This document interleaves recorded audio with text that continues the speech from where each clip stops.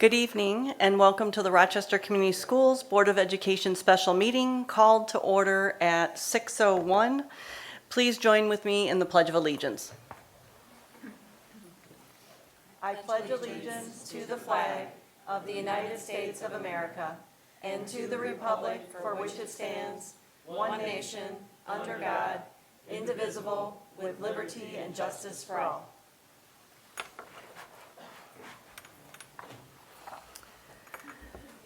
The purpose of this special meeting is to hear presentations from superintendent search firms and hopefully select one to help lead our district search for a new superintendent.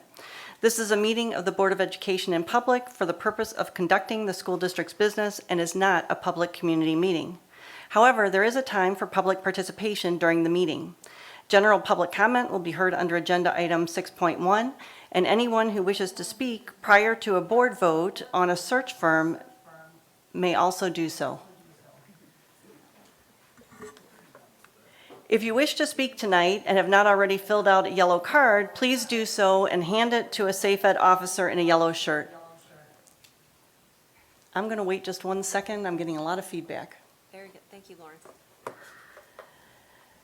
All right, so if you haven't filled one out, please fill that out and hand it to a safe ed officer in a yellow shirt. Please note that the cards must be completed prior to speaking. I will call the names of those who I have a card for during public comment.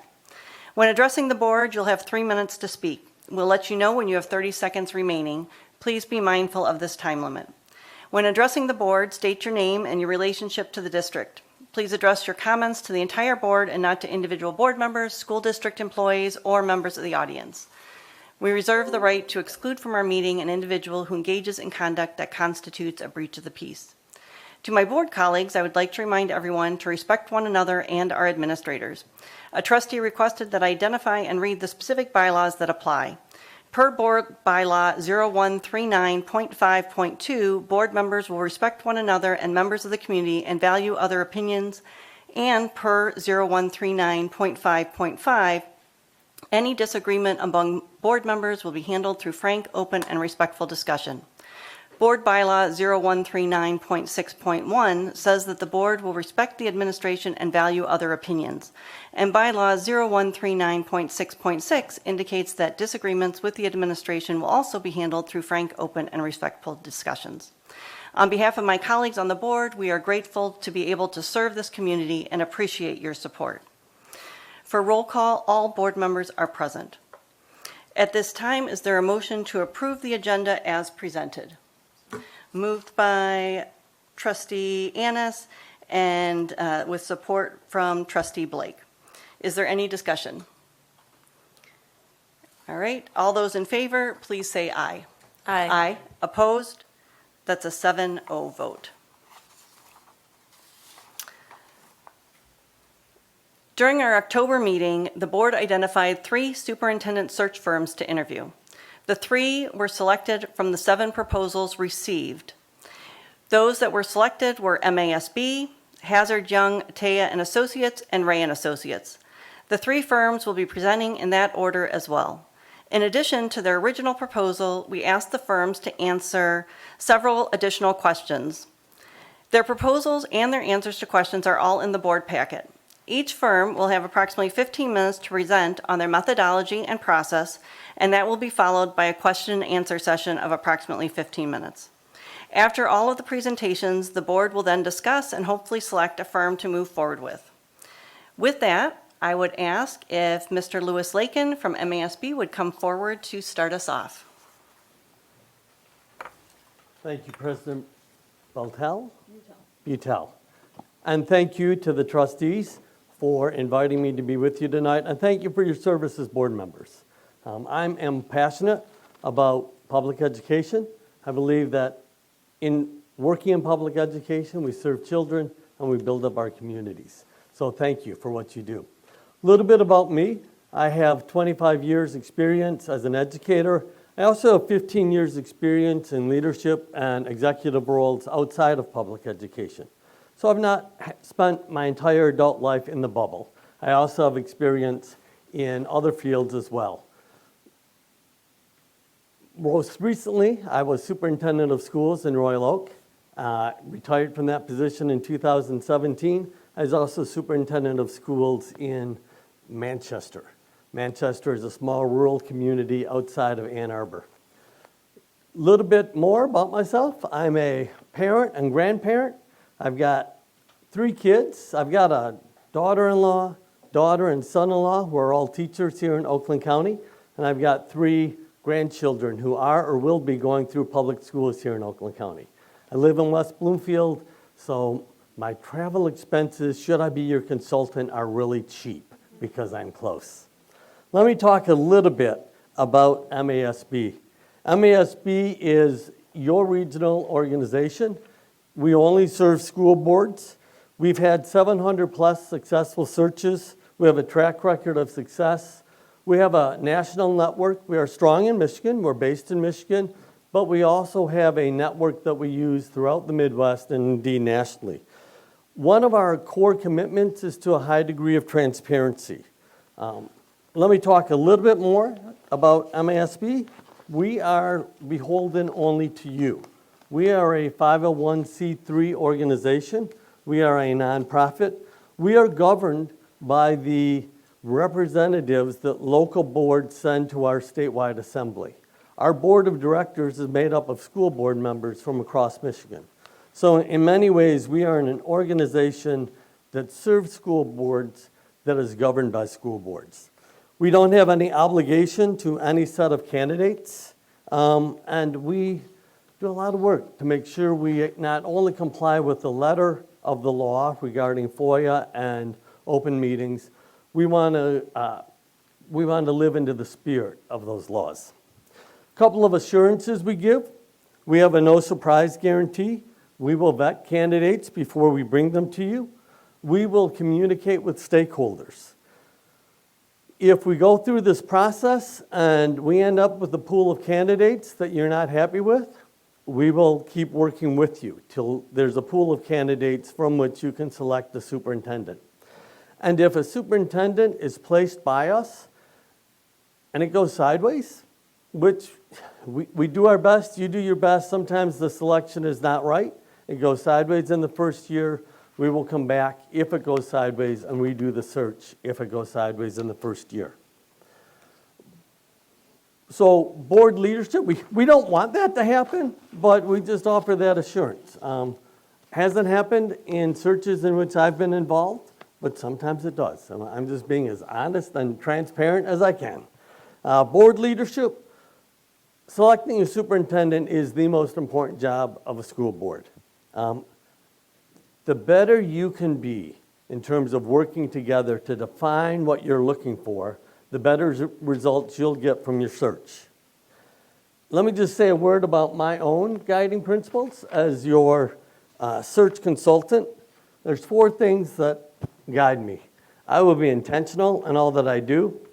I will be as inclusive as possible in making sure we involve your community to the fullest possible extent. Ultimately, it is your responsibility as board members to select the superintendent. But you'll hear in a minute, phase 1 of our process is conducting listening sessions across your community. I want you to help me define what groups I should be talking to, what time of day, what methods I should use, so that we can be as inclusive as possible. I'll be objective. Everything I receive from candidates, you will see. We do not screen what you see from candidates. Everything that comes to us in the form of application materials is transmitted to you. I do in the process say, here's the group of candidates I think best fit your criteria. The ones below this line I don't think fit your criteria. You're free to choose candidates above and below that line. I have boards do that. My feelings aren't hurt. I try and give you the best possible guidance, but you are the board. This is your decision. And I will seek to be as transparent as I can. Now, let's go through the process because you want an overview of what we do. First part of the process takes 1 to 3 weeks. Sometimes that's adjusted. We are at the beginning of November. We hit Thanksgiving week. We have Christmas. Those breaks can sometimes mess up our timeline. but we typically need up to 3 weeks to do the preparatory phase. Should you select MASB, my goal will be to get back with you as soon as our calendars allow. And in the kickoff meeting, there's 4 things that we'll seek to accomplish. We'll establish the search timeline. I will bring in a draft of that, but it's up to you all to work with me to finalize what that timeline looks like. We'll plan stakeholder engagement. Again, I will talk with leadership in your district about the groups they think are appropriate to have engaged, but I'm going to bring that back to you and say, who am I missing? What can I do to get more stakeholder engagement? We'll put together a compensation range. We'll bring you back a salary so you have an idea of what comps are and say, we encourage you to do a range of expected compensation when you post the position, just so that there are no surprises down the road. And we'll publish a preliminary posting. We'll do that ASAP after your selection of MASB. Stakeholder engagement. The stakeholder engagement involves a couple of components. First of all, online survey that's anonymous. It's a pretty generic survey, but it really seeks to ask members of your community, what guidance can you give to the board? It will ask about challenges that the district is facing. It will ask about strengths of the district. It will ask about educational and professional experiences the board should be looking for. It will ask about personal attributes that you think are important to have in your next superintendent. That online survey will be launched, again, as soon as possible after our kickoff meeting. I'll try and set up individual meetings with all of you to fit your schedule. You work hard enough as board members. I don't want that to be a burden, but as a consultant working with you, I want to develop a relationship. There needs to be some trust, and my experience is you build trust by knowing each other. And if I can sit down for 20 to 30 minutes with you around your schedules, I'll want to do that as we get this process started.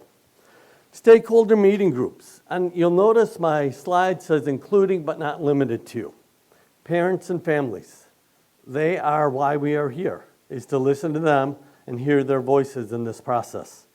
Employee groups, community groups. We can do day and evening meetings. I have gotten up to meet with bus drivers before they go out on their morning runs to make sure their voices are heard. I really appreciate it when I can do that before they go out on their afternoon runs, but I will meet with groups when you tell me is the most conducive time to meet with them. And then I'm willing to meet in person. That's the default. My assumption is I will be meeting with groups of your stakeholders in person. But you know what? We learned a lot over the last few years, and some people are more comfortable meeting virtually. Sometimes you can get people who cannot otherwise be in person if you set up a couple virtual meetings. And I'm very proficient at Zoom. Why do we do stakeholder engagement? We really have 2 goals. One is it's an opportunity to educate and engage those who attend. They know you're going through a superintendent search. They know what high stakes are involved in finding a new superintendent. We want to make sure we inform them about the process. The other thing is we gather input. We ask them, what input do you have for the board as they seek to hire a new superintendent? The products of those stakeholder engagement meetings is a board meeting when I come back to you, and I basically come and do a presentation. I've been in your district a dozen times, 15 times. I've reviewed 1,500 surveys. This is my summary of what I'm hearing from the community. When I do that, we'll also be drafting our candidate profile or the selection criteria. I will encourage you as board members to take the input from your community that we've worked hard to gather and have that inform your development of the candidate profile. That's phase 1. We get to phase 2, and again, district this size, to make sure we hear from somebody, we might take more than 3 weeks to listen. This coming up, I think the goal would be to try and get the stakeholder input completed before we break for Christmas, But again, that's something that I would want to talk over with you, because I don't presume to know Rochester. You all are the folks who know Rochester. So we'll flex this to meet your needs. Recruitment, we go with in-state marketing, MASB, MASA, my staff. We use district website and social media. We take recommendations from board members. Board members, are there places you want us to push out this posting? We'll do national marketing, Education Week, Top School Jobs, AASA. If there are others, tell us, we'll do it. We have core posting sites that we do. If there are additionals and costs associated with additional posting sites, we do pass those costs on to you, but they're passed on without a markup. You know, we're not like a general contractor who marks up services when they get passed on to you. We are part of the National Affiliation of Superintendent Searches, which offers more networking opportunities. In the recruitment phase, we do discrete vetting of all the candidates. I talk to all the candidates. We work our network. Candidates are assured of confidentiality in this process until they accept an interview. So we do work to protect their confidentiality until they accept an interview, but we still check them out, even while maintaining their confidentiality. When it comes time to the interview phase, a couple things about interviews. One more. I'm moving quick. Interview phase, we will select candidates to interview. One of the things that distinguishes us from other firms is we'll ask you to do this in an open meeting. We believe that you can select candidates to interview in an open meeting. You will have information on all the candidates. We will assign the candidates numbers, their random numbers, and we'll discuss the candidates by number. You will have the candidates' names. You will know everything that they've submitted, but for the purpose of discussing them in an open meeting, we will discuss them by number. That's a provision in the Open Meetings Act. It allows us to maintain confidentiality until after they accept an interview. But we're going to have that conversation in public, as long as we can do so and maintain their confidentiality. We'll discuss them by number, not name. At the end of that meeting, the hope is you have, as a group, coalesced around 4 to 6, 6 to 8. Typically, it's 4 to 6 candidates that you've decided would be good interview candidates. I go home that night and I call those candidates and say, the Rochester Community Schools would like you to invite you to an interview. Do you accept? Tomorrow morning, there will be a press release and your names will be public. Are you prepared? And give them that heads up. Interviews, names are public shared opening. Let me just say, after the morning after you select candidates to interview, your community will be doing additional vetting for us. There will be open source vetting. We think we know all there is to know on any potential landmines. I'll be honest, sometimes people discover things that have networks in social media that I've missed, and that comes up, and we deal with it. You know, when that comes up, I ask people to contact me. I typically will hunt it down. I'll contact the candidate. We'll inform you of what's there. But I just like to be honest that once names are public, things come up that we may not expect. When we do interviews, after the first interview, everybody in the audience will be asked to submit a feedback form. What did they hear? What did they like? What were their concerns? We copy those forms and give them to board members. We ask everybody in the audience, even those who don't like to stand up for public comment, to fill out a form. If they've made the commitment to be here for an interview, we want them to provide their thoughts to the board. I'll work with your admin support, and we get copies of those to everybody so that you as a board have those before I ask you to talk about the candidates. We want you to hear from your public before you discuss the candidates. So that'll happen after the first interview.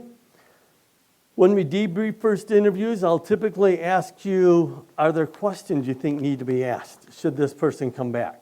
that's kind of one of the questions for the feedback forms for the public as well. When we come to second round interviews, we use customized questions based upon the feedback from the first interview. First round interview, we try and have a standard set of questions for all the candidates. I have a bank of questions.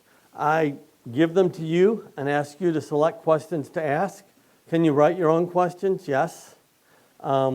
Typically what I do is I recommend, based upon the input we've gotten from your community, how the categories of questions are weighted. So, I've been in districts where there's a lot of financial and building concerns. We ask more interview questions dealing with operations and finance.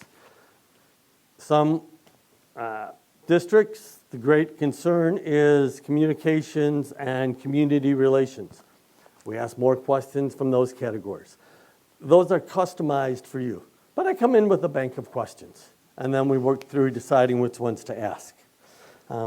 First round interview, second round interview, and we come to the decision. I think I've flown through a few slides because I want to give you time to ask questions.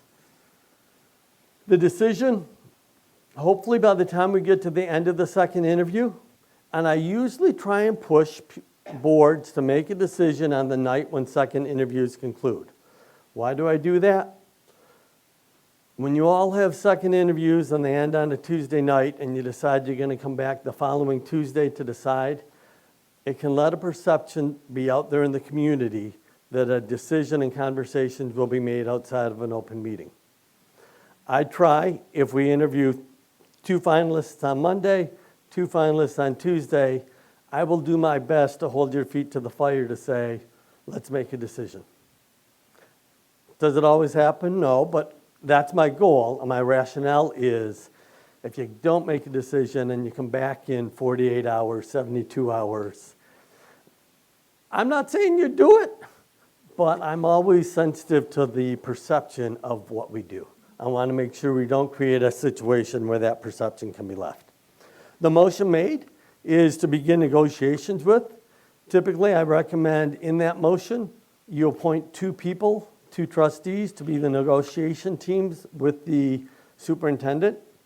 So basically, I move that trustee X and trustee Y be appointed to serve as the team to enter into contract negotiations with Mr. Smith. And that's the motion made that night. Hopefully you get the contract negotiations done and you come back to a meeting in 2 or 3 weeks, and that's when you formally approve a contract and hire your superintendent. But we're not done after you hire your superintendent. I will be back with you 4 to 6 weeks after boots are on the ground, after your superintendent begins, and I'll go through a workshop with you on roles and responsibilities. We'll talk about roles and responsibilities. We'll talk about communication expectations. What are your expectations of a board, of how often and in what manner you want your communications from the superintendent? Superintendent will talk about how they want their communications from the board to come to them, just so that we're clear. If we can nail communications early in the relationship, and we'll also talk about evaluation. What are your goals? What are your 6 months goals? What's the evaluation tool going to be? So that everybody's clear in that first 4 to 6 weeks of how are we going to relate to each other, how are we going to make sure we stay in our appropriate roles, and how am I going to be evaluated? What are the criteria against which my performance will be evaluated? So we'll come back to do that. One of the other roles I have with MASB is to work with superintendent evaluation, and I find it incredibly important. I'd like to remind boards that superintendent evaluation should never be an event. It should be a process and a framework for the relationship you have as a team to build together for the betterment of children and your community. Okay, what are your questions? All right, does anyone have any questions? I do. Trustee Weaver? Can you explain a little bit more and go back? You said, so if we make a hire and then you said within the first year, you just explain that process, how that works. There are situations where we do our best work. You all as board members do your best work. and 7 months in, you realize this isn't a good fit. The relationship isn't working, we've hired the wrong person. If that happens, you call up MASB, and we come in and say, okay, let's redo this search. We do not take responsibility for any contract issues, but we do come in and redo the work that we've done for you, At no additional cost. at no additional cost. So just being fully transparent, so we're looking at, would be hiring sometime in 2024, right? There is 5 board seats up for election in 2024. If this entire board flips over based on past appointments, there's very likelihood that we would be terminating said superintendent. Would that qualify us then to come back to you guys and have another search done? We do not qualify the 1-year guarantee. Well, and that's what I'm asking you. What is the standard? What is the policy for the 1-year guarantee? The 1-year guarantee is a 1-year guarantee. All right, so again, if and when that was to happen within a year, no matter what causes it to happen, we can come back and do the search again. Yes. Okay? I just want to be clear, though, it doesn't include if there were above and beyond advertising expenses or travel expenses for you, correct? The search cost is the expense piece, the travel expenses, we do charge. Thank you for clarifying that. Thank you. But the cost of I believe the search quote is $17,000 from MASB. That would not be charged again. Trustee Annis? You had mentioned in the stakeholder engagement phase that there is an online anonymous survey. And would that run through a portal through our district website? How is that managed on your end? It is a MASB survey. We do that partly because there are people who get nervous about district-controlled surveys. Right. It's an MASB survey. We do that to offer assurance to folks taking it. It also means that the results of the survey are our property and not necessarily subject to FOIA. And part of the reason to do that is, frankly, people put comments on there that are tricky. I read through them all. I report out on them all. So it's basically, we give you a URL. We encourage you to put it on your website, on your social media page. I'll be encouraging you to build a web page that is superintendent search web page and have that link prominently displayed on your homepage. When we do the preliminary posting, put it on the web page. When we do the timeline, put it on the web page. I encourage you to do a button on the homepage that take the superintendent search survey. Click that button, it goes right to the survey. Okay. All right. I did have one more question. Do you want everybody ask one first? Yeah, let's get through. Trustee Blake? I just have a question. Given that you're the Michigan Association of School Boards, it seems that most of what you do is Michigan, you're Michigan-based. How would you compare to these other firms in the ability to do a national search? We have a national network that we are associated with, the American Association of Superintendent Searches we're part of. Our Revelous application platform is unique in that it's a regional platform that is shared by several other superintendent search firms in the region. I believe there's 12 states now using it, so all of our searches show up regionally. In terms of the posting and recruitment, we can tap into all of the same national posting sites that they do. Trustee LeCouey? I wonder, how often do you source talent from non-traditional educational backgrounds, and how do you go about that? Some of that is driven by what we hear from your community. One of the questions we ask in our survey is, what type of experience are you looking for? In terms of sourcing talent from non-traditional pools, it doesn't rank high a lot in terms of what districts ask us to do. Typically, the folks who are in other fields who are looking to get into education, who are looking to assume a leadership role in a district, are looking at the sites where we post. We do not, I can't say to you, this is where we go. I can tell you that personally, since I've got 15 years of leadership and executive experience in, actually it's in faith communities, outside of public education, I'm sympathetic to folks who are outside of education and want to bring their expertise to us. Oh, I can't call on people. Trustee Alsbach? So thank you for coming and presenting tonight. I really appreciate the stakeholder input and the community input. When you send out these surveys, what type of participation rate do you typically get? Do you find that there's a lot of response, or that the response is, talk to us about participation rates, please. Typically, what I see is a response, we get about a survey response rate that is a little over 10% of your student count number. So if there's 3,000 students in a district, typically we'll get 340, 350 survey responses. If there's 15,000 students in a district, I'd expect 1,500 plus. That is typical. I just had a quick question. If you, based on where we are right now, where and when, I guess when, do you see being the ideal time for us to interview? Is it February? Is it March? Probably February and March. Some of that depends upon how we do stakeholder input.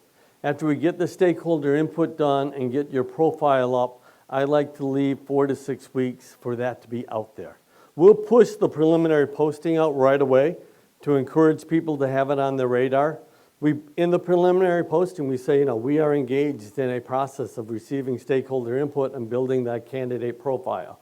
Please check back, on or after this date for your profile. But I want to make sure we do that well and then give 4 to 6 weeks. So we're probably into mid-February, maybe end of February, start of March to interview. Again, you will have the final say on the timeline. Trustee Gupta?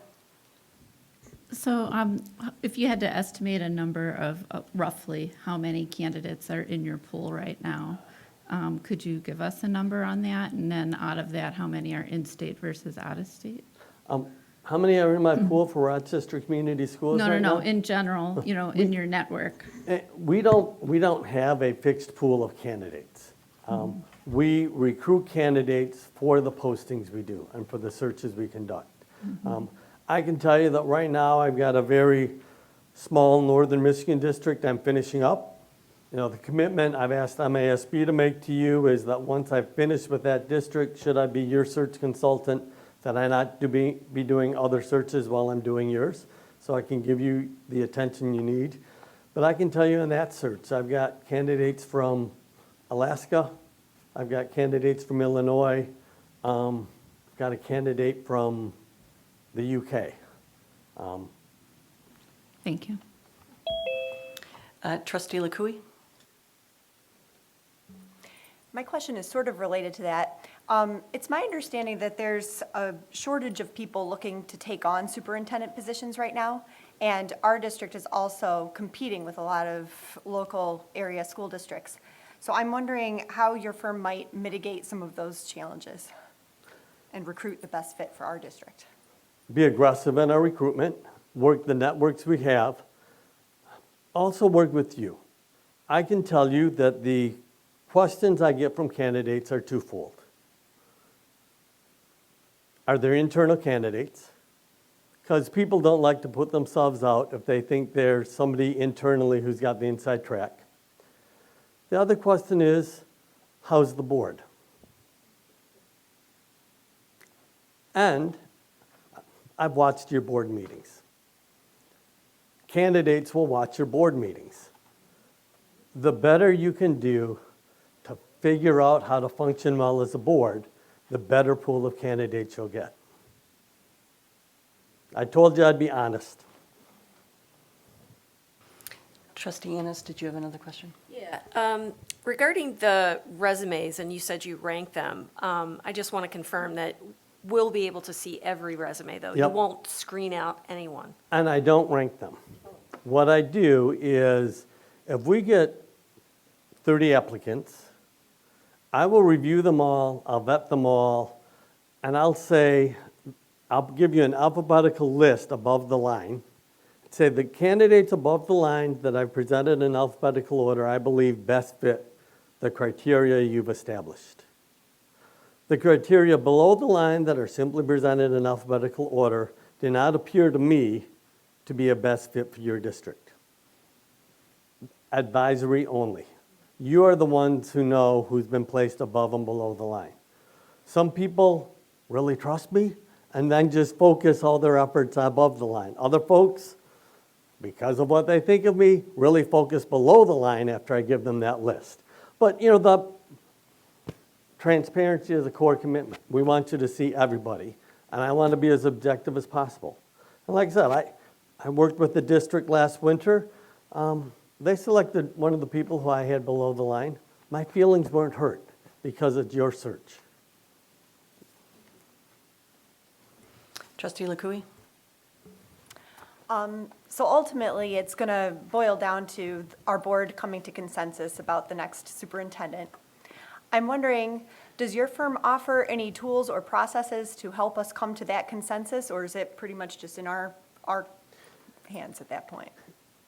In how I work with you through the development of selection criteria, my hope is that I can present the community input to you and work through a process to put together your candidate profile to bring you closer together as a board.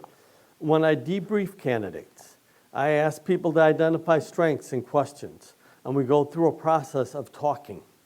Before we ask for votes, before we ask for candidates to be ranked, we share what we think about them, and we talk together about it. And I try and structure those conversations in a way that allow people to find common ground. I know the difficulty. And does it have to be a 7-0 vote to hire a superintendent? No. But I can tell you superintendent applicants say no when they're offered jobs on 4-3 votes. You're asking, especially when you talk about national candidates, you're asking people to pick up families, move houses, take on 8% mortgages. They need some level of confidence that the board's behind them and that they're together to support the work that you all want to do with your superintendent.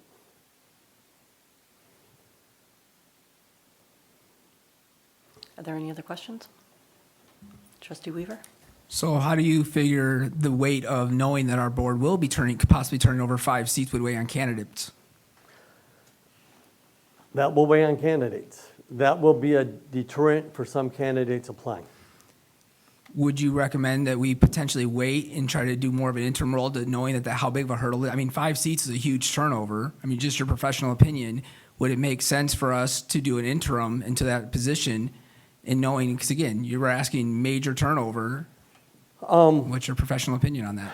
My professional opinion is I know that you had an acting superintendent and now you have an interim superintendent.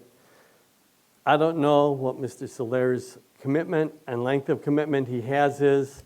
I don't know that you want to have too many interim, acting.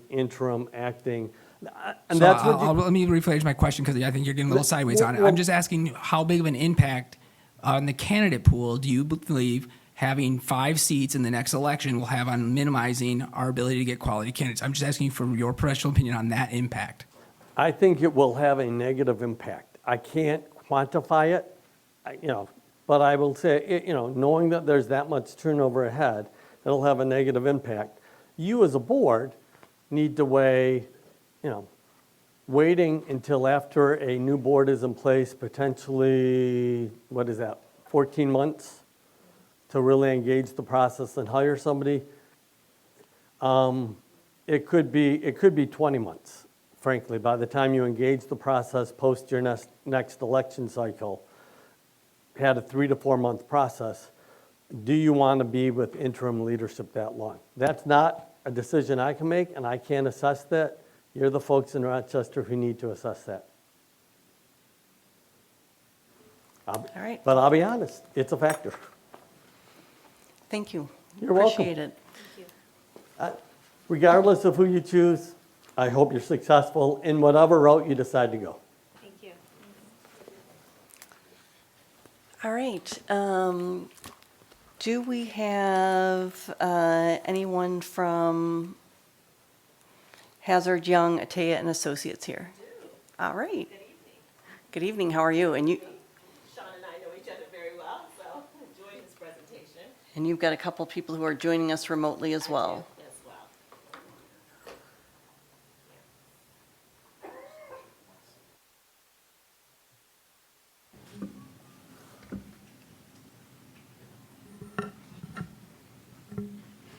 Dr. Ritchie, can you hear us? Oh, but we can't hear you, so hold on just one second. Hang on.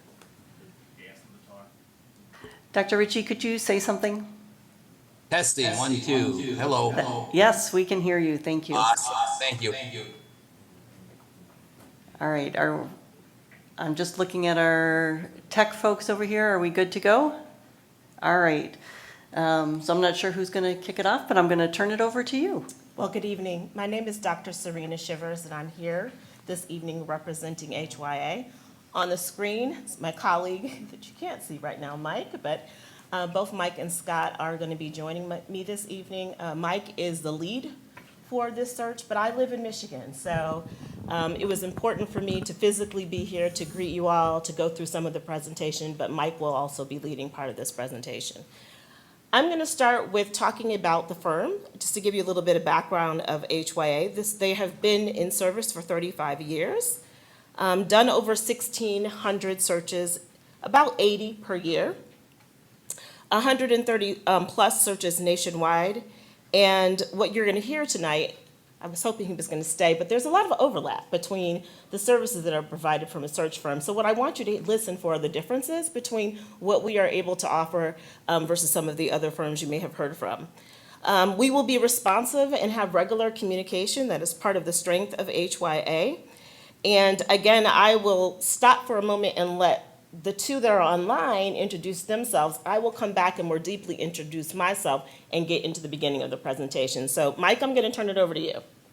Yeah, so thank you. My name is Mike Ritchie, and my background, just quickly, you have my bio, my resume, and the proposal, but just very briefly, I spent 39 years in education, 25 as a sitting superintendent, retired, work full-time now for HYA. I worked for HYA for the past 6 years. In my spare time, I umpire high school baseball, and the question I do have is there, I'm not seeing the present mode, I'm seeing like a PDF and the slides aren't really lined up. Are you seeing something different? We see you right now, but just a minute ago, we saw just the presentation. Okay, but you have the presentation, you can see the presentation. There it Now is. it is in presentation mode, yes. Thank you. Okay, that'll help. Thank you. And Mike, is Scott on? I don't think I saw him on.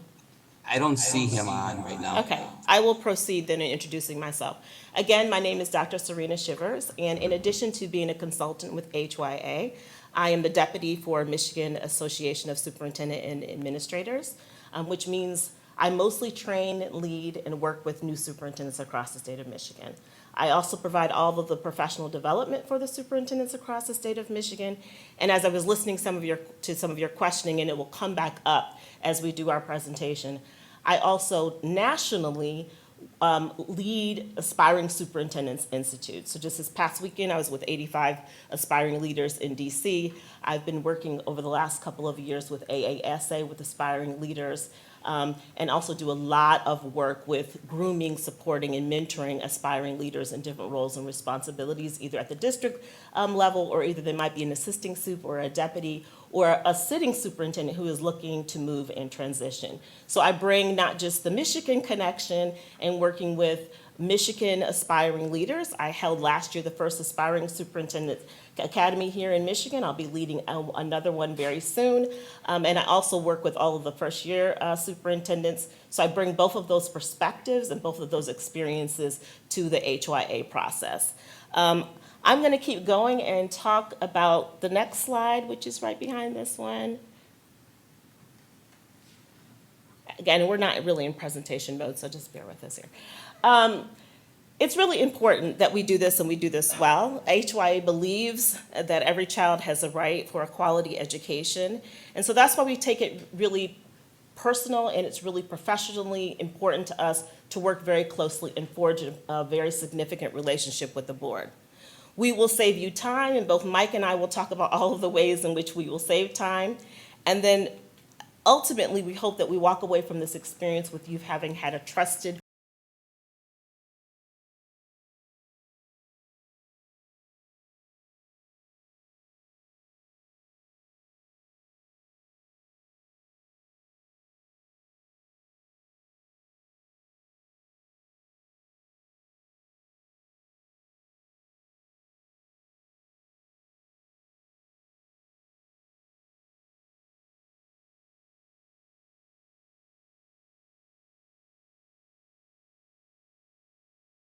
we highly involve in the engagement with the board in all different kinds of ways, and Mike will go into that deeper, but we do things very similar with working with surveys and having the opportunity to have focus groups and talk to students and talk to staff. Student voice is a huge component of the HYA process.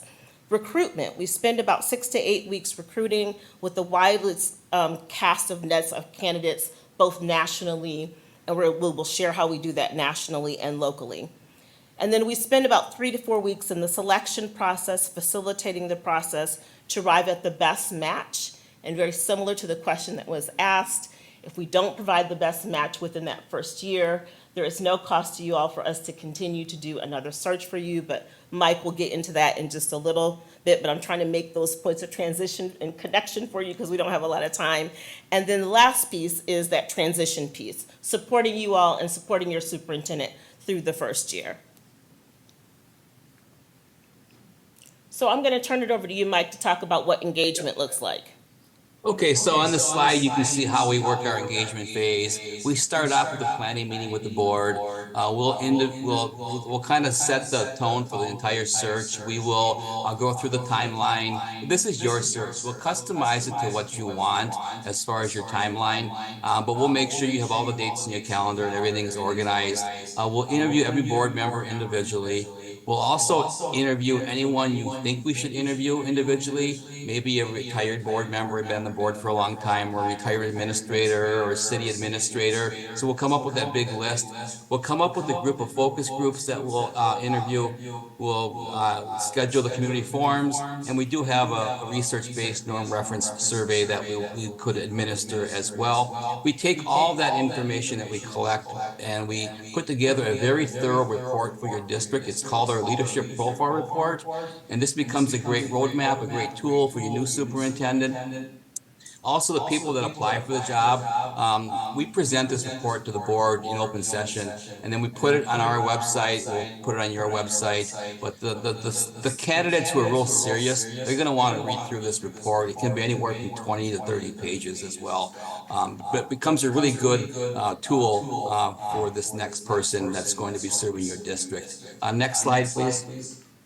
So in our engage phase, how that works is we'll do face-to-face focus groups. We'll do Zoom focus groups. You know, before COVID, it was all face-to-face. COVID hit, it was all Zoom. Now we do a blended model because our participation is actually pretty high when we do our Zoom focus groups. We'll also allow them to email feedback us as well. Our schedule is flexible. We'll host these focus groups mornings, noon, evening, weekends, whatever works best for the group. We want to make sure we hit all your stakeholders. So we want to make sure we move about the community. We don't do all of them at school. We'll go to, if you have a center or a different location, we'll do those focus groups in that location as well. And then at that planning meeting, we'll come up with the 12, 15, 20 focus groups that you would like us to conduct.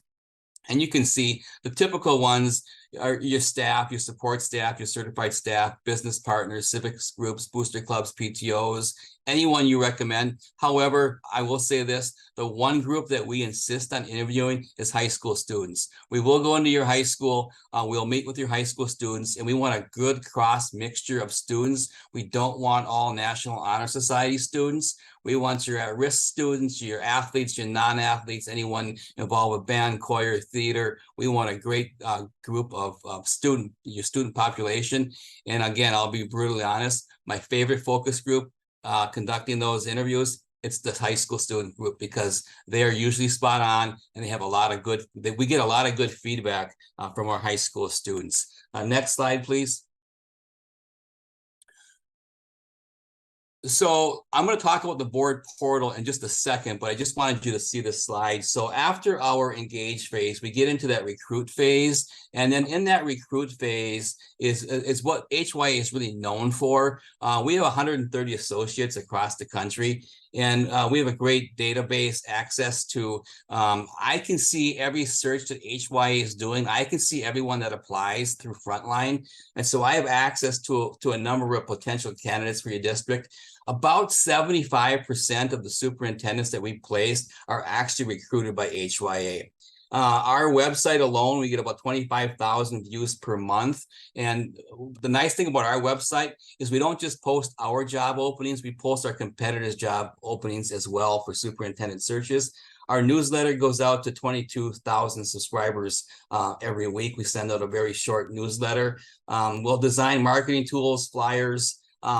We have a great dashboard, and also we have a great presence at national and state conventions where we all do a lot of our recruiting, and we have great partnerships with a number of other organizations as well. So recruitment is a heavy piece of how we will engage candidates to apply for this position. And we'll call sitting superintendents and just encourage them to apply as well. So then we get to that select phase. So in the select phase, we'll screen and vet all the candidates. We do a Zoom interview with every single person that applies. We will present to you what's called our slate of candidates. And so normally we try to have you interview 6, no more than 8. You will see every single application as they come in through the board portal, which I'll explain in a second. But once we present the candidates to you, we're going to have them in a tiered fashion. So you're going to see them tier 1, tier 2, tier 3. Tier 1 is going to be the strongest, the candidates that we feel are the strongest that match your profile report. Tier 2, they're going to be strong, but not quite as strong as tier 1. And then tier 3, unfortunately, we're going to get some applicants where you're not going to want to spend a lot of time reviewing their resumes. And so we'll tell you tier 3, you probably don't want to even think about interviewing as well. Now, in our meeting that we have, as I present the slate to you, you can move anyone from any tier to another tier. You can go from tier 1 to tier 2, tier 2 to tier 3. And you might ask, why is this person in tier 2? Well, here's what we found when we did the vetting. So that's why they look great on paper, but they're not quite that tier 1 because of this happened throughout their career. So we'll have that information for you as well. We'll check all the reference checks. We do blind reference checks. We know they're going to list people they want us to talk to. So we'll dig deeper and go talk to people that they don't list as well. We'll help you develop the interview questions. We'll prepare you for the interview.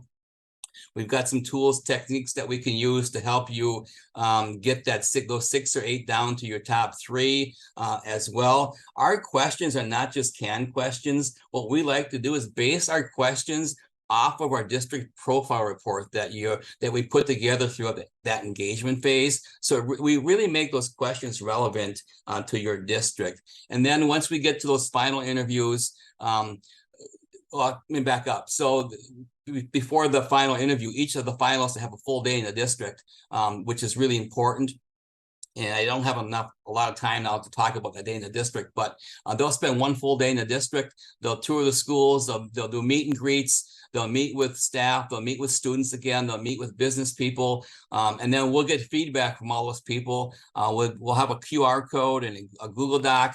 That feedback will go instantly back to the board members. You'll get a spreadsheet on how they feel, what they feel the candidate can bring to the district. We'll ask them basically 2 questions. What strengths do you see this person bringing to your district?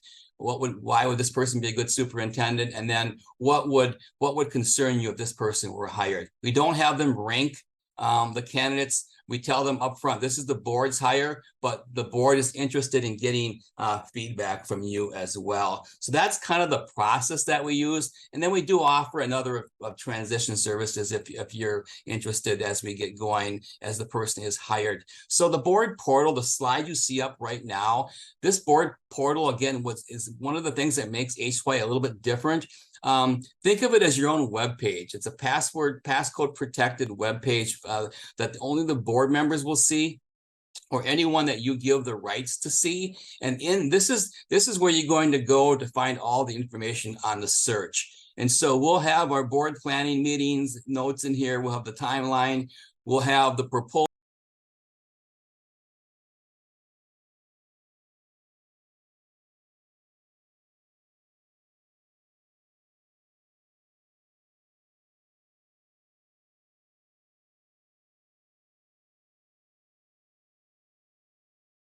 right through it.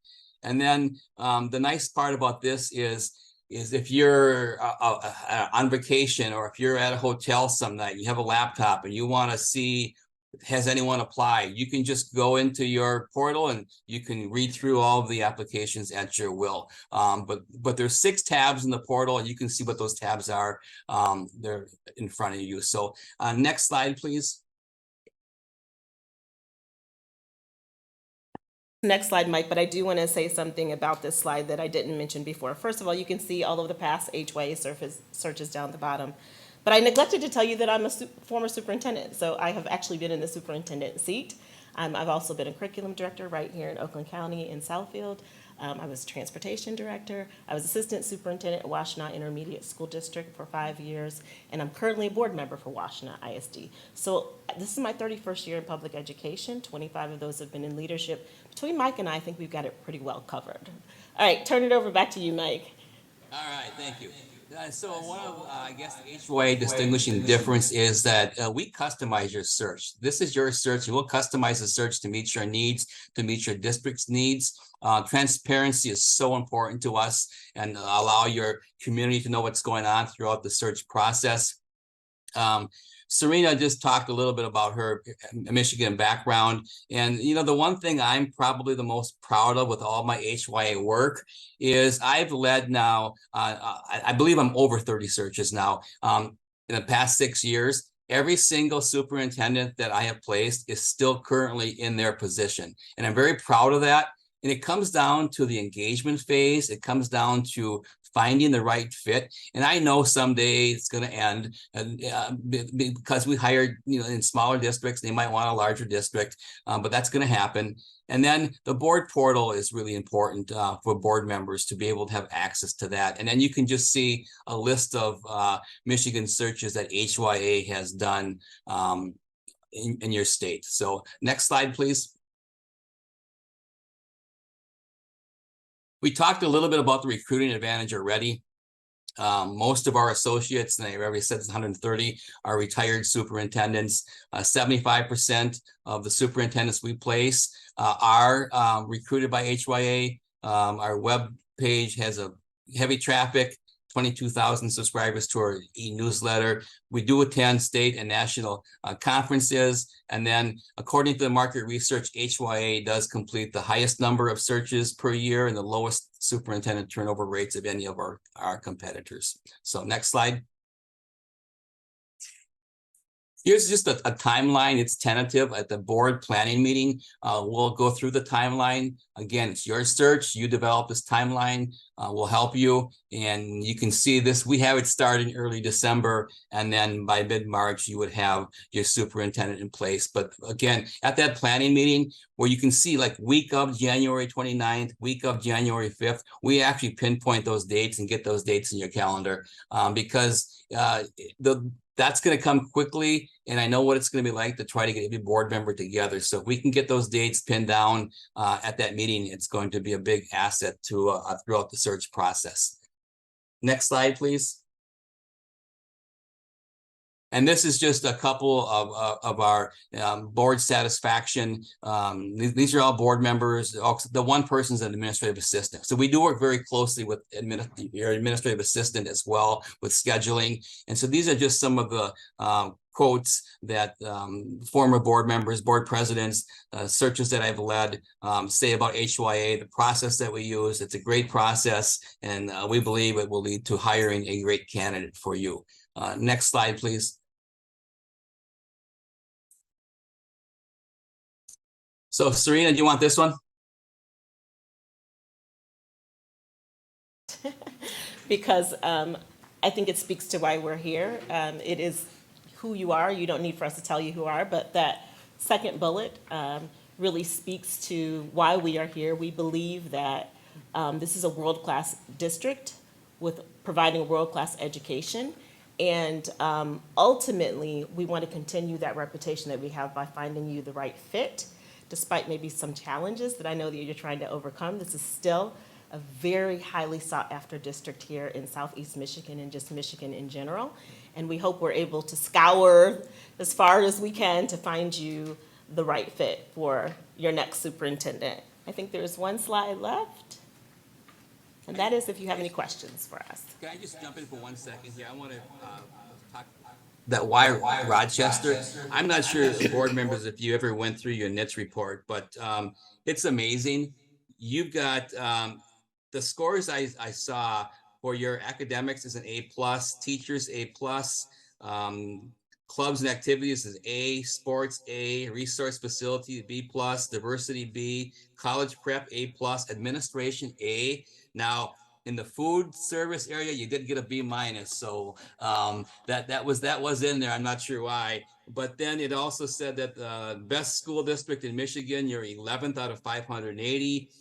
Best teachers in Michigan, you're 16th out of 557, and best places to teach in Michigan, you're 26 out of 554. Those scores are amazing. That's why I feel confident we would be able to find you your right leader for your next superintendent. Absolutely. I know you have Thank you. questions for us. Yep, thank you so much. Who would like to start us off? Any questions? Trustee Ennis. So you talked about how you, in the selection process, you provide a slate of candidates, but you rank them in 3 different tiers. And I'm just curious, at what point in this ranking, is it before we do the first round of interviews that background checks are done and that these candidates are vetted before we get to that process, or is that beforehand? I'm going to let you take it, Mike. I know the answer, but I want you to elaborate on that process. Yeah, so as we receive the applicants, we vet them. So it's an ongoing process for us. So not only do we have our 3 search members, we have some back office people as well that we do all the Google searches, we call references, and some of them will say, you can't call my reference until I'm a finalist, but then we'll find other people to call as well. We're not going to bring you a slate of people without checking references. So the answer is yes, we do vet them prior to you receiving those 3 tiers. Very much once they help with the reference checking. It's kind of an ongoing process, so yes. Trustee Gupta. How do you manage confidentiality as desired by the candidate in light of OMA throughout our process? Yes, they still do not become publicly known until they become a finalist.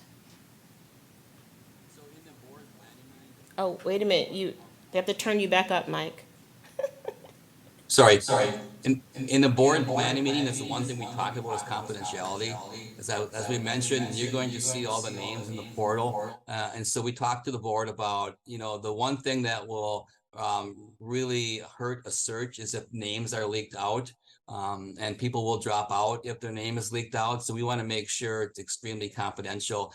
And when some people check, you can't call my reference and tell them a finalist. It's not because they're going to get a bad reference. It's because they don't want their current board to know they're applying for a job. Because if you're a great superintendent, the last thing a board member wants to hear is, I'm thinking of leaving and I'm applying for another job. So that confidentially, that's a huge piece of our process.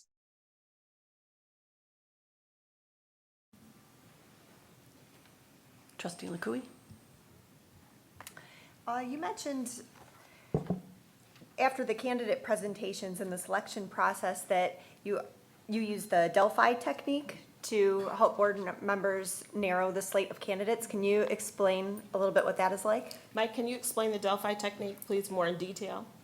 Yeah, it's a great technique, and what it does, it compares candidates head to head.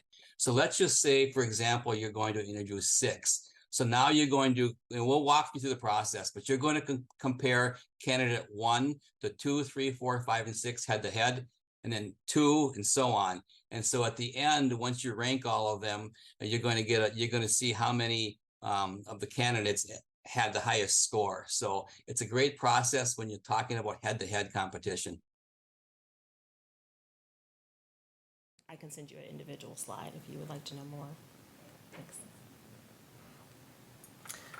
I know that you had listed a timeline in here. And I guess my question just is that the ideal timeline for us to consider based on where we are right now, or would you recommend something else? So I listened to the question being asked earlier, and I don't have strong disagreement with what Sean shared, but I'm just going to kind of reiterate some key points.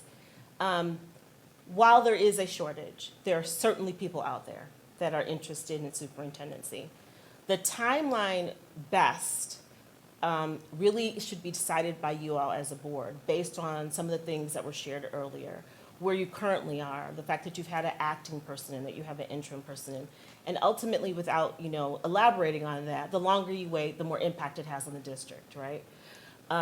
But the reality is that it's going to be very, very hard for someone who is a strong superintendent sitting right now to want to leave their school district very abruptly, right? So giving them an opportunity to do that the second half of the year the right way, meaning that they can close out the school year and start at the beginning of the next year, is ideal. Myself as a superintendent, I would have hated to have left my people in a lurch, right? So if you just understand those dynamics, especially if they have a family to move and you got children to move out of school and all of those kinds of things, we really do have to give consideration to the best candidates are going to be weighing all of those things as they consider whether or not this is the district for them. At the same time, there are a lot of things to attract people to Rochester.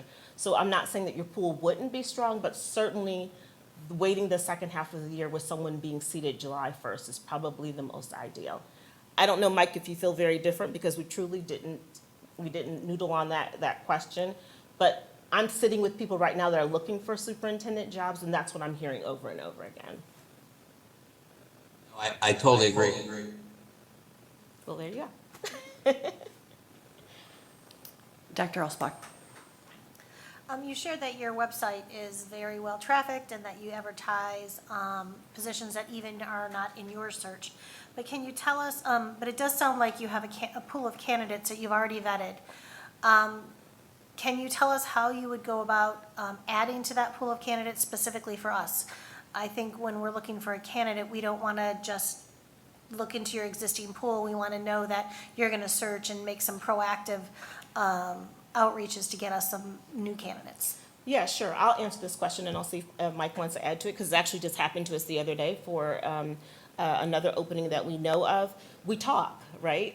Search consultants talk to one another, and we have the pleasure of meeting some outstanding candidates that for whatever reason wasn't the right fit in one district, but could be absolutely, once we do your profile and your surveys and hear from your students, what you're looking for. So a lot of it has to do with networking, which is why we put our searches and other searches up, because we hear from other search consultants as well. I just sat Saturday with a search consultant for Atlanta Public Schools, and he's also doing a search down in Louisiana. So we get on the phone and we say, hey, tell us about who you have as a really strong candidate for this particular district.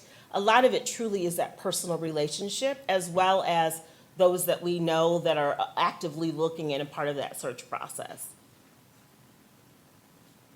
When I say pool of candidates, we have a dashboard, a database, where we have over 600 people that have registered with HYA. Now they're sitting superintendents, most of them, and so I can do a query. I can put in there a district of 15,000 to 18,000 students. I can go Midwest. I can go 5 years experience to narrow that database down, and then that's how I can start contacting people. They might not be looking for a job, but like I said, 75% of the people that we place that we contact. The other networking with 130 associates is big for us, is that we can see all the other jobs that HYA is doing. So I can look at their slate, I can look at who's applied, I can see if anyone would match that profile report as well. And then, we do a lot of searches. And so looking at my past pool of candidates, my top 2 or 3 from a district. So if we slate 6, we're gonna have, hopefully 6 really good people. One person is gonna get that job. So we're gonna go to districts that would be similar to your size, your demographics, your achievement scores, and kind of hone in on those types of districts to start recruiting our candidates as well. And then you mentioned our website. So when you go to our website, I believe we have right now 22 jobs posted on the HYA website. And I did look at the other websites of the other 2 firms, and I believe one has 7, one has 2. So again, that national network, it's so important to us. Trustee Weaver? So I just want to clarify, I just heard you look at other districts. Do you only look at other districts? Do we not have any candidates that come from outside of a school district? Are we limiting ourselves to only school districts? Do you mean that we only take sitting That's, educators? that's just what I heard was that we target other districts. We look at other districts. Are we only looking at candidates that come from a district? So I believe, Mike, out of that 600, not all of them are sitting school district personnel. There are a variety of backgrounds. That is correct. So we'll look at the non-traditional as well. The vast majority of superintendents that are placed have an educational background. However, there are a number of non-traditional people out there, and we will recruit non-traditional as well. It could be an attorney, it could be a military background, it could be a business background, but they are out there, and we will definitely reach out to those individuals as well. But like I said, the majority of superintendents that are hired have that educational background. And one thing too is that when we do the engagement phase, a lot of the stakeholders will say the person must have educational experience. The person must have been a teacher at one point of their career. They must have that. They must know what's going on in that classroom. They must have that administrative experience. But to answer your question, yes, we'll look at non-traditional as well.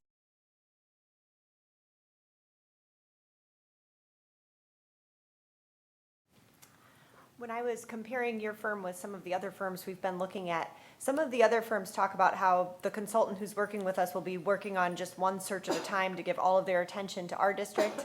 And I think I noticed that your firm works on multiple searches. And can you explain some of the advantages, perhaps, in working on multiple or disadvantages?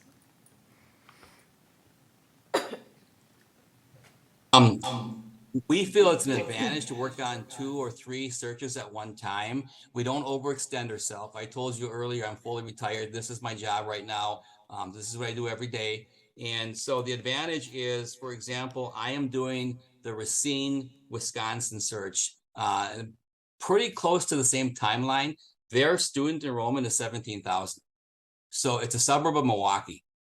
So when we talk about recruiting, now we have a whole nother level of candidates to look at that will maybe are interested in that Racine job. And I will say, hey, have you thought about Michigan? Have you thought about Rochester? Because here's what we have. Look at these test scores. Look at this district. And so it actually helps in the recruiting phase when we go after candidates as well.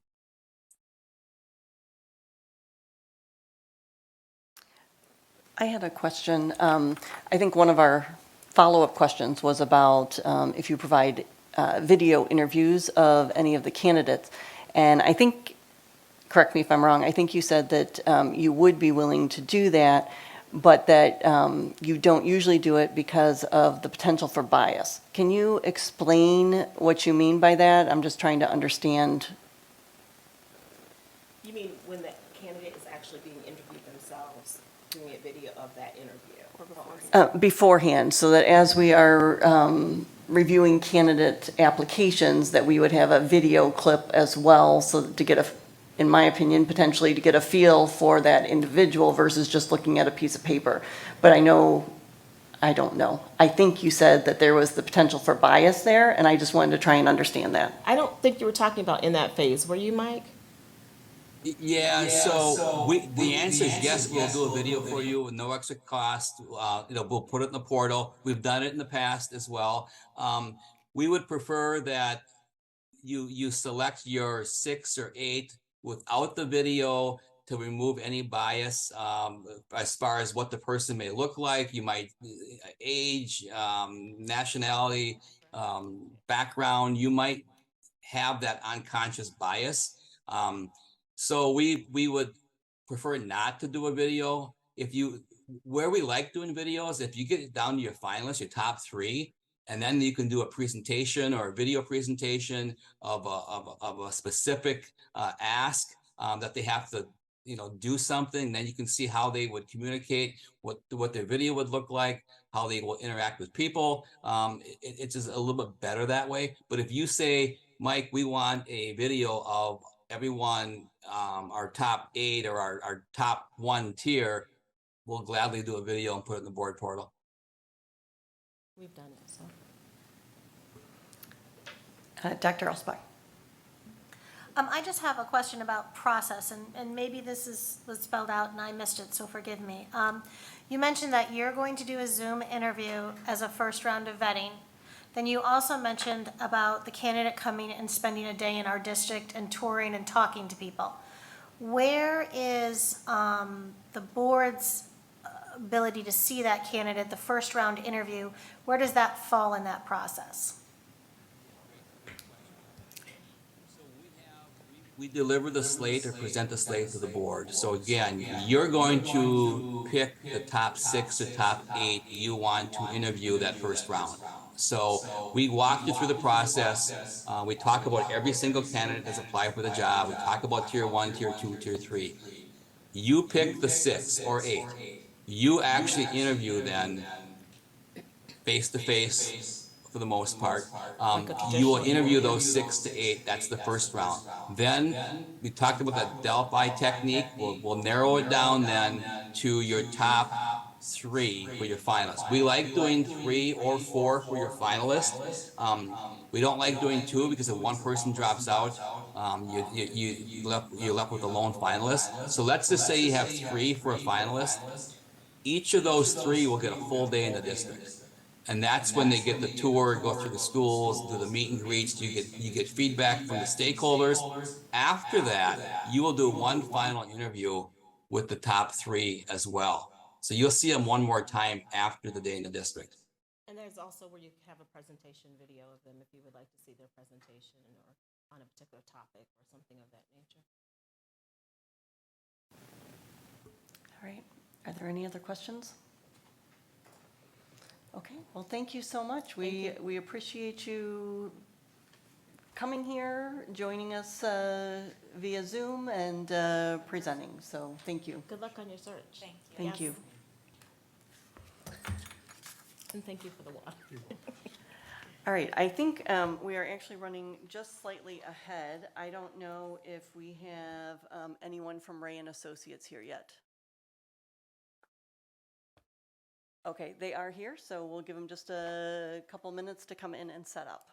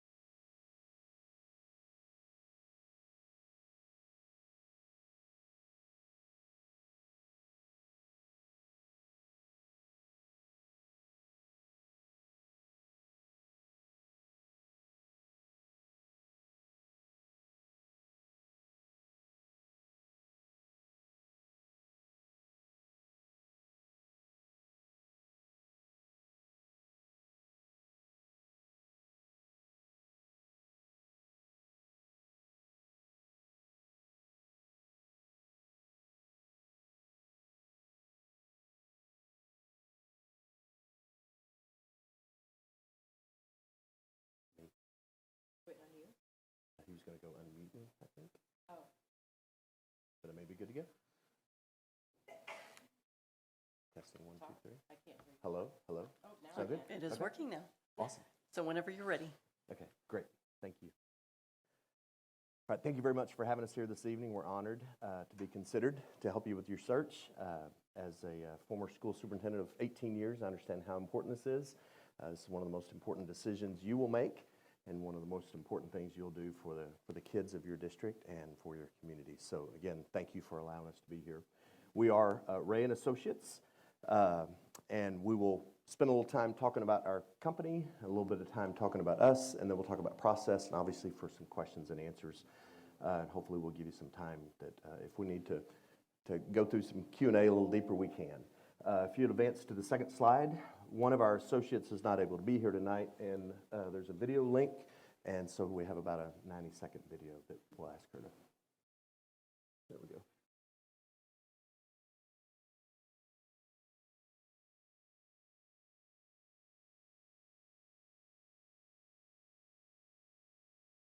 Good evening, Rochester School Board members.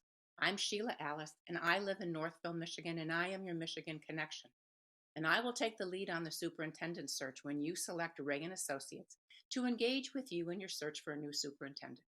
As a regional associate, I bring to this work a professional career that spans 47 years in public education, 21 years in Plymouth Canton Community Schools, 21 years in Livonia Public Schools, and 5 years at the Michigan Department of Education.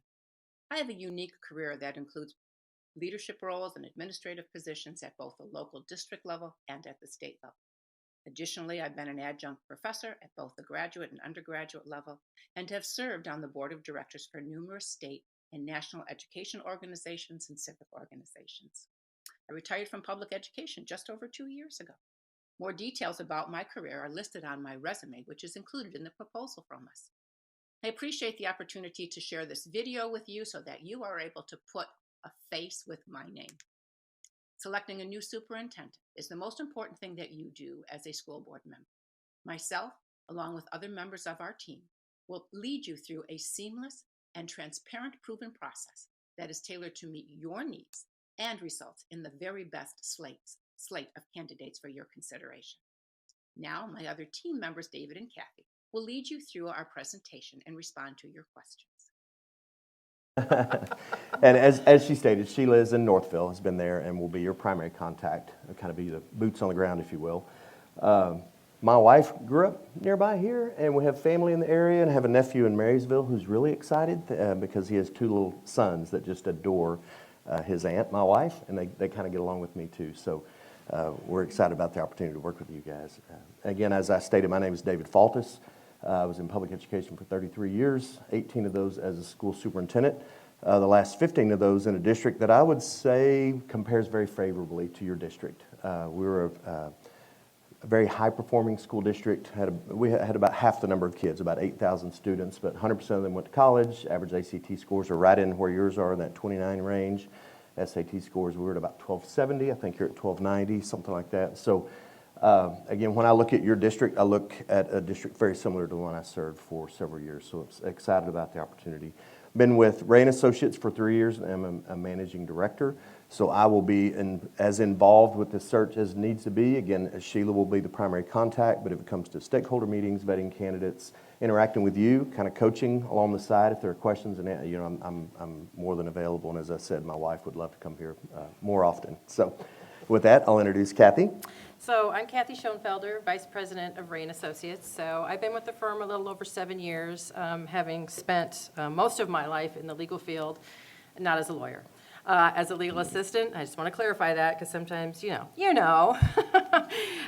So I will be working with Sheila as well. She and I worked together on the Kalamazoo search, or the last part of it is when she got involved in that.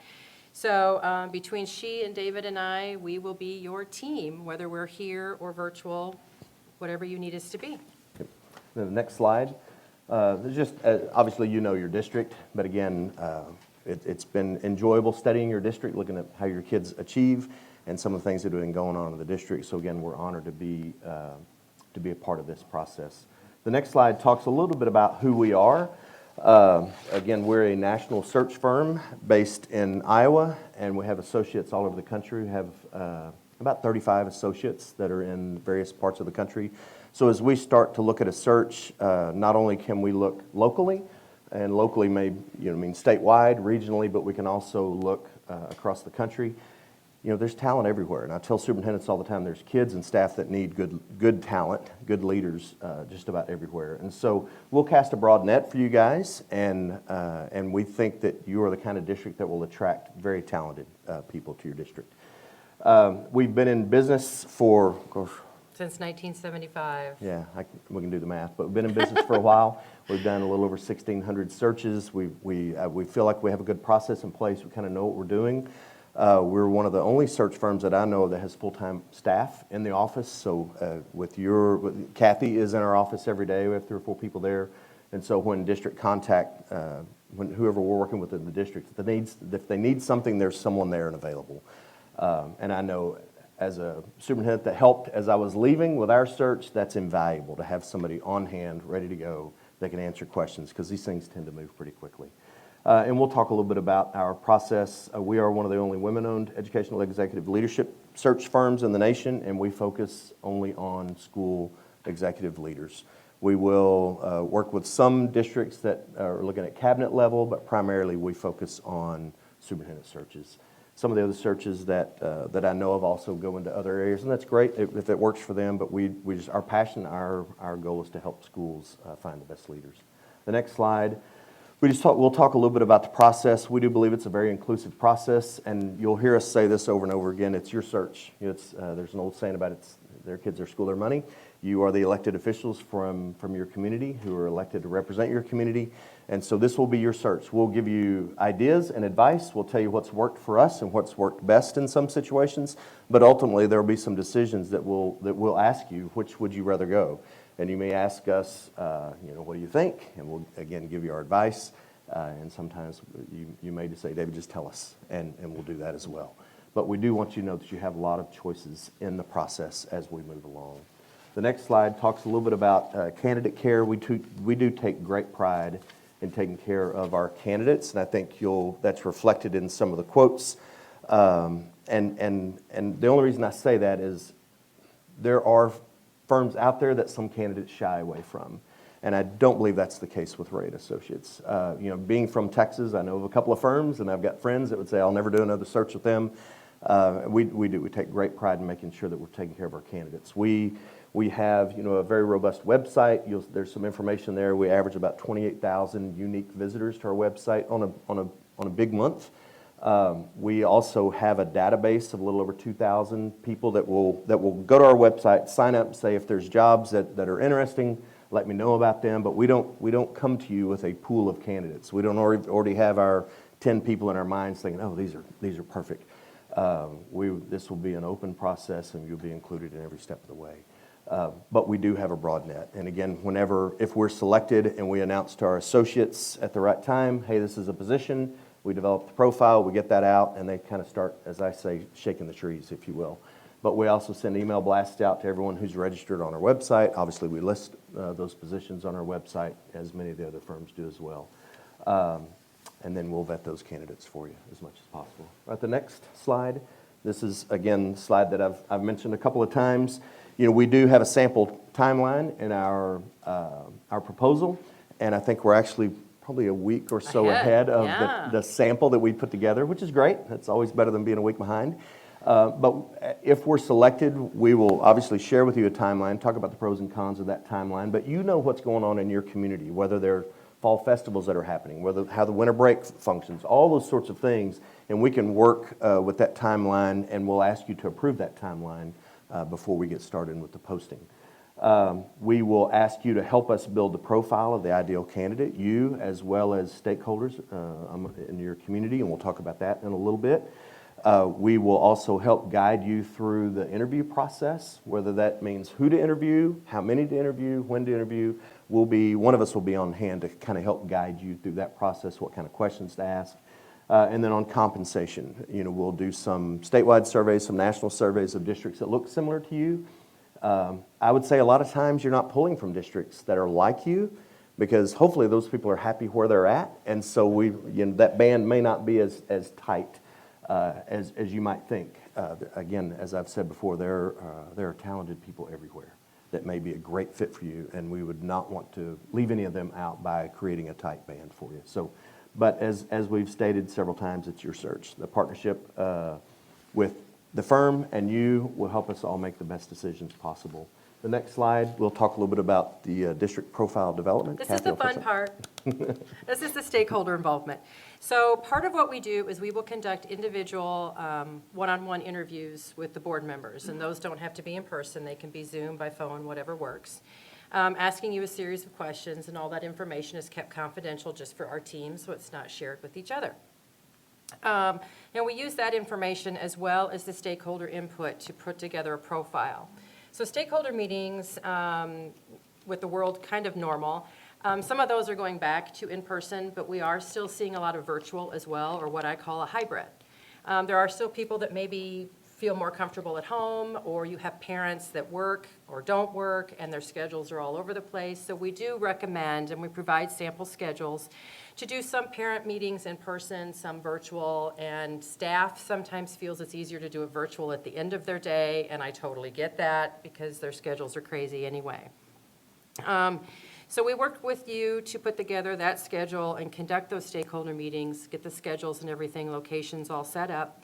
And then we also do the 31 Qualities Survey. That's in addition to the stakeholder meetings.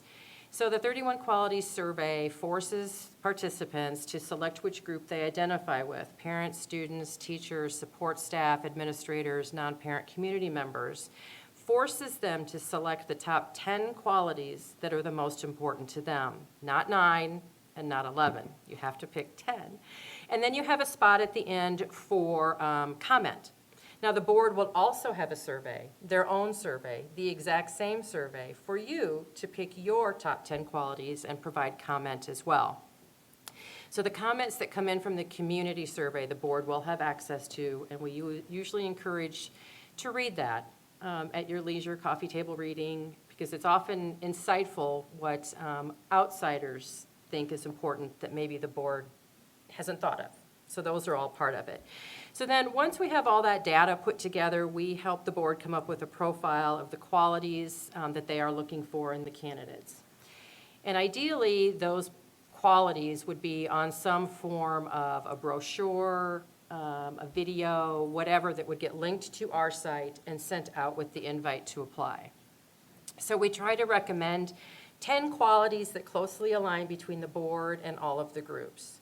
Keeping in mind, quality 31 is K-12 classroom experience. You can imagine which group usually ranks that number 1, and that would be the teachers.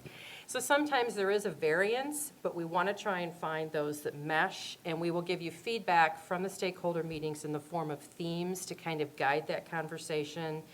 Maybe that doesn't score high with the board, but it scores high with the rest, and so we would likely recommend that because it's important. And that information would likely be put on the district website for others to see, so you want to make sure the results are out there for everybody. And if I may, that 31 Qualities Survey, that meeting where we review that is a fascinating meeting. Can be a little bit eye-opening. There's some aha moments, as Kathy mentioned, just how highly different groups would rate classroom teaching experience or business acumen. All those kinds of things, and it's fascinating to see how you look at the 31 qualities of leadership that you would like your new superintendent to possess versus what the students in your district would be looking for. And so that's a fun meeting. And that survey can be done in a foreign language at no additional charge, whatever foreign language. We probably would say maybe 4 or 5 foreign languages, because in reality, most foreign language surveys don't get taken. It's pretty much English or Spanish, because I've set up 10 for some districts before, and it just is what it is. But there's no additional charge for that. The next slide, please. Thank you. So then we go to recruitment. We will work with the board, suggest some advertising venues that we feel get the best results: AASA, Ed Week, NAPSI for the Black school educators, ALIS for Latinos, and then also the Michigan venues. We will post national ads that are approved by the board, but we ask the district to post with the state venues because there's usually a charge for us, but not for you if you're a member. We include with our pricing a 30-day posting at Ed Week. That's $495 that we pay for. We do not charge you for that. So we will work with the board to come up with the advertising venues, and then when this all goes live, as David indicated, those ads will get posted, and word will get sent out to our database. It get posted on our website as soon as there's a signed contract, and people would reach out to us. We also let our associates know nationwide, say, hey, this position is open. Do you have people? Because it's amazing how big the world is, but how small the world is. Sometimes it's really too small. But you just never know who knows somebody, and it's fascinating to find that out. Let me see, hold on. And the next one, oh, you're ahead of me. Thank you. So we talk about the candidate pool. So I like to use an example. So if, as an example, there are 30 completed applications, that's just a number I'm pulling out of there. We as a team take a look at those 30 applications to find the candidates that we think best meet the criteria of the profile or characteristics that you put together. And we also take a look at their application, what size of a district they've been in, what district it is, what positions they've held. Are they a current sitting sup? Are they an assistant sup? We looked at their letters of recommendation, all of those things to try and narrow it down for you to, I like to say, 8 to 10 candidates. Now, the board will have access at the appropriate time to every application that comes in. So once we start screening and vetting these 8 to 10, we ask them a series of questions such as, what's the status of your contract? Have you applied anywhere else? Have you ever been fired, resigned, let go? We'll put together some district-specific questions from the stakeholder meetings, from the themes. We talk to those candidates and see how they answer those questions. We do an internet search to see what there's out there for publicity. And we do like to say, keeping in mind after COVID, there's probably an article about everybody out there because, you know, just because. And we also talk to references and non-references. And I like to say this because this is interesting. We all know that people are going to put references down that say only positive things. But in the last couple of years, we've had references say, they shouldn't have put me down. So that's very interesting. It's a change. And it is a change, and it was very honest, and it was well received. So we do all of this, and then we also have, for those 8 to 10 candidates, have them do a video just like Sheila's, except there's 4 questions and they have 90 seconds. But it's the same premise. She did it through Spark Hire, and that's how these candidates would do it as well.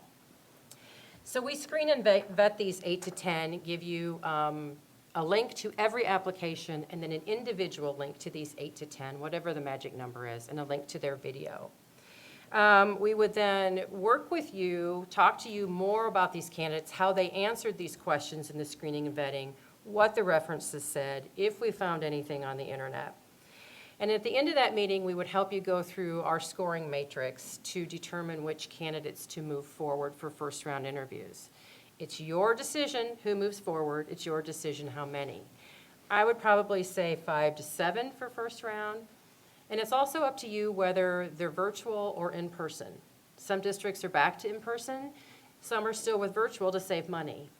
We do ask, however, that if you do one interview one way, they all be the same way so that everybody is treated the same. If you want them in person and somebody just can't get here in person, at least they know that that was the option to begin with. If they have a board meeting or something, that they would have to be virtual. If you're willing to do that, that's fine, but they've all been invited the same way. And then after the first round of interviews, we would go through the scoring again to help you determine who the finalists would be. I don't like the number 2. Just because I've got burnt on the number 2 before, so I like the number 3. And then we would work with you to determine what kind of formatting you wanted for those 3 finalists, whether there's forums, tours of the district, whether their partners, spouses, significant others come, all of those kinds of things. There's so many moving pieces and parts, and there's no right and there's no wrong way to do it. Let me see. I think that's it, right? I think so. All right, next slide. And as stated, there's no surprise. I always said there's no surprises in the school business, and just like an interview process as well. So we'll try to keep you as informed as we can all along the way. Kathy touched on a couple of these things. Again, we'll help you to review those top candidates. We'll help you come to consensus on who you'd like to interview. Those Spark Hire, those one-way videos are interesting because at least you get to see how people present themselves. You know your community, you know how your community responds. Even as we're going through sharing candidate information with you, if there's a headline somewhere, you will know whether that's something that's major for your community or not. And every board and every community can be different from there. And then, again, as the last thing that would help you do is just help you with interview questions. Obviously, there's some things your HR will help guide with because of Michigan state laws. We've done lots of searches in Michigan, and we understand those things, but there may be specific questions that you want to ask that are just hot topics for you or the board or the district or the community. And I do want to add into that, one of the things that we ask at the stakeholder groups is if you could suggest an interview question that the board ask of the candidate, what would that question be? And so I type up the list, I assure people that they go someplace, and so we provide those to you because, again, they are looking at something from a different perspective than you are. So, you have your set questions that we give you just to kind of get the thought process going as a board, but then you see the stakeholder questions, and it's really interesting, the difference. Maybe you use them, maybe you don't. Maybe you use them in the second round, but not the first round, but that is an important piece as well, and they like being able to contribute to that conversation. The next slide is just a couple of pull-out quotes that I think you've seen in your presentation, and then we'll go on to the next one, just the process overview, kind of as a final look. Again, some of the things about Ray & Associates, we are the oldest firm that's out there, the over 1,600 searches completed. We feel like we've got the process down.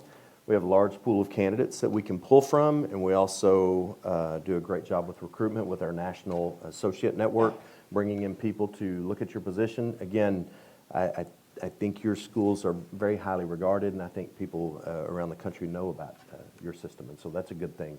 We talk about some of the engagement that we work with you on. Again, we'll say it again and again and again. It's your search. We think we know how to process through searches, but again, there are a lot of decisions that you'll need to make along the way. And then we talk about determining timelines, compensation, finalized profile for helping facilitate those interviews and meetings. With Sheila that you met via video, kind of right in your backyard. That'll be very, very helpful. Somebody have someone that's right here close by. And I do want to add, for the finalists that you bring in, we do a professional background check. It checks civil, criminal, sex offender, driving record, educational verification, and Social Security. There's no charge to you. That's a cost that we incur for those top 2 to 3. They provide the forms, the information to us, but we verify everything with an outside company so that you have that assurance as well, because we all know how people have gotten caught with that whole degree thing. Yes, yes. And with that, that really is a little bit about us, about our process, and with that, we'd entertain any questions you may have. Thank you. Trustee Blake?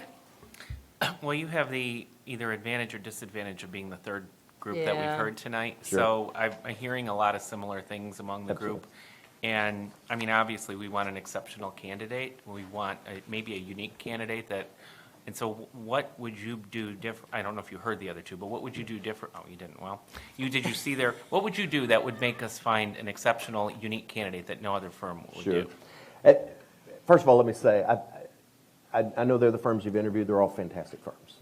I think we all use similar processes in recruiting people to the position. I think part of what we do uniquely and different is in helping to build the profile by which you're going to filter those candidates. We do have that national network. We're going to get the word out, and whether it's social media, LinkedIn, through our associates, through your district website, depending on what other job posting networks you use. I've been in the business long enough. I know a lot of people that would be great fits for this position that may and probably aren't looking for jobs. And we have several other in our associates in the organization that are like that. But by and large, I think our proof in the pudding, if you will, is probably more in helping you develop that profile and to be able to vet those candidates that we do have in. And I think that's a positive for us. And it's interesting because, we have the database, but most of the candidates that we place are not in the database. They just see the posting on our website, or they know somebody that knows somebody, whatever the case may be. But sometimes the person that you're looking for is in your backyard, and sometimes they're not. And it's always interesting to see when you get down to the end, the perception because I think everybody kind of comes into the interviews after, especially after the first round with, this is who I want. But then as it goes down, your opinion kind of changes, and you don't know the person's reason why they want to come here. It's not necessarily because they're running away from something. They could be going to something. That was something that COVID taught, is that family is important. I did a search a couple years ago in North Dakota, and we all kind of go, North Dakota. You know, but the person that they selected was from Pennsylvania because he had family in North Dakota. So you don't know why. You can't just, I mean, the majority of the applicants would probably be from Michigan. I'm not going to lie. It's that way in every state. Wherever you do a search, most of the people are from the state. But you just never know who's out there looking and why they're looking. And I think our website, the visits that we get to the website, I don't know what the other firms tout, but I just know we have an incredibly robust website with a lot of people that go to it. And again, a lot of my friends and associates, that's one of those that's bookmarked, that they keep an eye on. So I think that helps us as well. Trustee Weaver? So first, I wanted to say I actually had the benefit of calling one of your guys' reference, and it actually was a very good reference. Had a great conversation, had a great a live conversation, and honestly, they walked me pretty much through your presentation. So that tells you that the process was what you guys are selling. So just want to share that feedback first off. My question really kind of stems around, and maybe a little bit of a two-part, is being the third presentation, we have heard some of the same things, and there's that easy part to highlight things that are well, but how do we be transparent and honest with our candidates of what the challenges they'll be facing in coming into our district and making sure that they're prepared to take on those challenges? Sure. But also, the other two firms have said if it doesn't work out, that the services are we get basically a redo. Is that something your guys' service offers as well? Because again, we do have, as much as we have some great things, we have some really monumental challenges in front of us that our next superintendent needs to take on. Absolutely, and I think we'll tag team this one. As a former superintendent I was in 2 districts, they're interviewing you right now. I mean, if somebody's interested, and there are people that already went, oh, there may be a position, right? Whether you fill it internally, they don't know that, but they know there's a position. So people are interviewing right now. I'll guarantee you, if you could follow your board meeting web traffic, I'll bet there's been an uptick, not just from your community, but from people around the country. So people are doing that. They're researching you now. Now I lost part of the second part of the question. I think Kathy. I lost the first part, but then I got it back. So the first part is candidates are doing their homework. And we encourage them, if they are interested in this position, to ask us questions that we then can perhaps ask you or the board contact and say, hey, we've got some candidates that have these questions. What do they need to know? So that they can, if it's not readily available or there's things that that they don't know, not to give them an inside track, but just to be honest and upfront. They're entitled to that information because you want them to know before they come, if at all possible. And some of that can be figured out, perhaps interview questions structured around some of the items. I know we've been in districts before where communication has just been awful, and that's been a hot button item. And so they do things like maybe a writing prompt or those kinds of things. So there's ways to do it, but like David said, they're doing their homework, and if we encourage them to provide us with questions that we would then provide to you. As for the guarantee, or what, not really a guarantee, but if at the end of the process you just aren't feeling it with the 3 finalists or whoever you have, we will work with you to develop a new timeline to either restart it, help you find an interim, come back in the fall, depending on the timeline, all of those variables. And there's no additional cost other than the expense for us to come here if we have to come back, and then advertising, and then obviously candidate expenses for the interviews. So yep, the same thing. And if you need an interim, we will help you do that at no charge too. To follow up on that, do you have, because I just can't remember, I've read so many. Yes, the guarantee. Is there a guarantee as far as if a superintendent were to leave? Yeah. So we've kind of, let me find it. So it's 1 year, if the superintendent departs during 1 year for any circumstance, or then within 2 years, if a majority of the board is still intact. Now that could be, I'm going to be honest, I've done the math. I know. You've got elections. And seriously, and this might not be the right place to throw this in, but that could have some insight as to. Your candidate pool. Yes. They'll know that too. So, And then we commit to not recruiting the superintendent that we seat for 5 years. We're going to leave them alone. It's not like we're going to come back 2 years and I go, boy, that person was really good. We're going to grab them for the next year. That's not going to happen. if they apply, that's on them, but we don't reach out to them. I had a question on, can you tell us a little bit more about your consensus building matrix and how that works? Sure. So I call it a matrix, but it's in fact just kind of a spreadsheet. So you're comparing candidate 1 to candidate 2, candidate 1 to candidate 3, just all the way down, and it's a ranking. So you all do it, and it gives you a ranking of those 1 to 8 candidates, high to low, whatever the case may be. You do not have to stick to that. It's just kind of a way, and it's interesting. As I said before, you might think you're far off, but sometimes you're really not far off. But you can use it for the basis of discussion. Maybe you're just going to look at it and go, oh yeah, these 4 people, yeah, they're in. Just look at that. But then if not, you can advocate for whoever you think should be that maybe scored lower. So it's just comparing candidate to candidate. And I'm sorry, just to follow up, do you use that to go from like the initial ones to the first round, or from the first round to the second round? So when we present those 8 to 10, we will do the one at the end of that meeting to determine who moves forward to first round. After the first round interviews, we'll do it again to help you determine who moves forward as finalists. And then at the end, if you want to do it for the last one after the 3, you certainly can. Yep. And I know it's interesting with Michigan because everything is wide open. So I know when we did Northville, obviously discussion can take place in the back, but all decisions have to be made out front. So they did it by letter, or they did a check mark. Nobody wants to have their feelings hurt. And so we encourage, don't say negative things if you're going to talk about a candidate. Not that you would, I'm just saying. And so they kind of took it the anonymous way. And when we talk about the candidates at that meeting, we will call them A, B, C, and D. And then once you determine who is going forward, then we like to, if we can, give them a little bit of time and notice. But if not, then their name would come forward because they will be made very clear this is Michigan, and your name will be out there. Thank you. Trustee Blake? I'm just curious what part the 2 of you will play versus the woman that we saw on the screen? Yeah, Sure. so Sheila would be, I guess, essentially the lead because she lives here. But it'll pretty much be she and I, depending on schedules. If there's a time, like for stakeholder meetings, if you want us here for 3 days and you want 3 people, then we would get David. If you want us here for 3 days and I'm not available because of another commitment or whatever, then we would have David come. But I don't like to bait and switch. So who you see is who you see. It'll be the 3 of us, just varying amounts of who's here, I guess. Is that an okay answer? It's fine, so it sounds like it's going to be those 2 more, so More.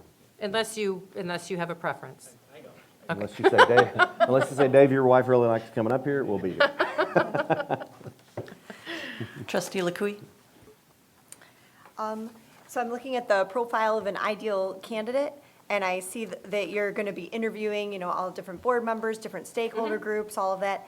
Is there anything more you can tell us about how you weight some of that, or how you compile all of that information to come up with that profile? So the board member, obviously, interviews are confidential, so we just look at that internally and compare kind of the themes. Some of the questions are the same, but not all of them, because we ask you kind of more meat and potatoes questions, perhaps, than what we would ask the stakeholders. But I think there's 8 questions for the stakeholders, and we give you themes in response to, I think, 4 questions. Strengths of the district, of the community, what leadership skills or traits would you like to see? And I think the last one is things that are coming up that they need to be aware of, struggles. Any issues, crises Yeah. that they may not have read about, but that you know about, that when they hit the ground, they're going to have to deal with, and then we can help evaluate what their skill sets are for those particular issues. So we'll give you the themes at the same meeting that we would give you the results of the survey, that kind of thing, so you can see the themes. We don't do them by group because we want people to speak freely and clearly. So we will just say the themes in response to this question are this, the themes in response to this question are this. Because people, just like when we do a stakeholder meeting, we don't want an administrator in with somebody that they supervise. Right. Because we want everybody to be comfortable. And some of those questions are really about helping us sell your district and your community to potential candidates. Because not only are they going to be working with the schools, but hopefully they're going to move here, right, and bring their families here. And so that helps us to share back to them. Here's some great things that you may not have read about. Anyone else have any questions? Trustee Gupta? Is the price negotiable? We have a price match guarantee, assuming that the services are similar. So I can't speak for the school board services, just because I can't speak to what their services are. But yes, we can have discussion. And I know one of the questions, the follow-up questions, was the payment schedule. And so that could be, I think the last payment, we had it as when we present the candidates, but we can certainly do that once the superintendent is selected or the contract is signed.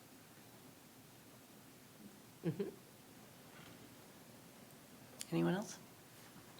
All right, well, thank you so much for You're coming. We welcome. appreciate it Absolutely. that you Thank you for letting us traveled here come. and Yes, thank you and good luck. We know you have a huge decision to make and a busy couple of months ahead of you. thank you. So however we can help.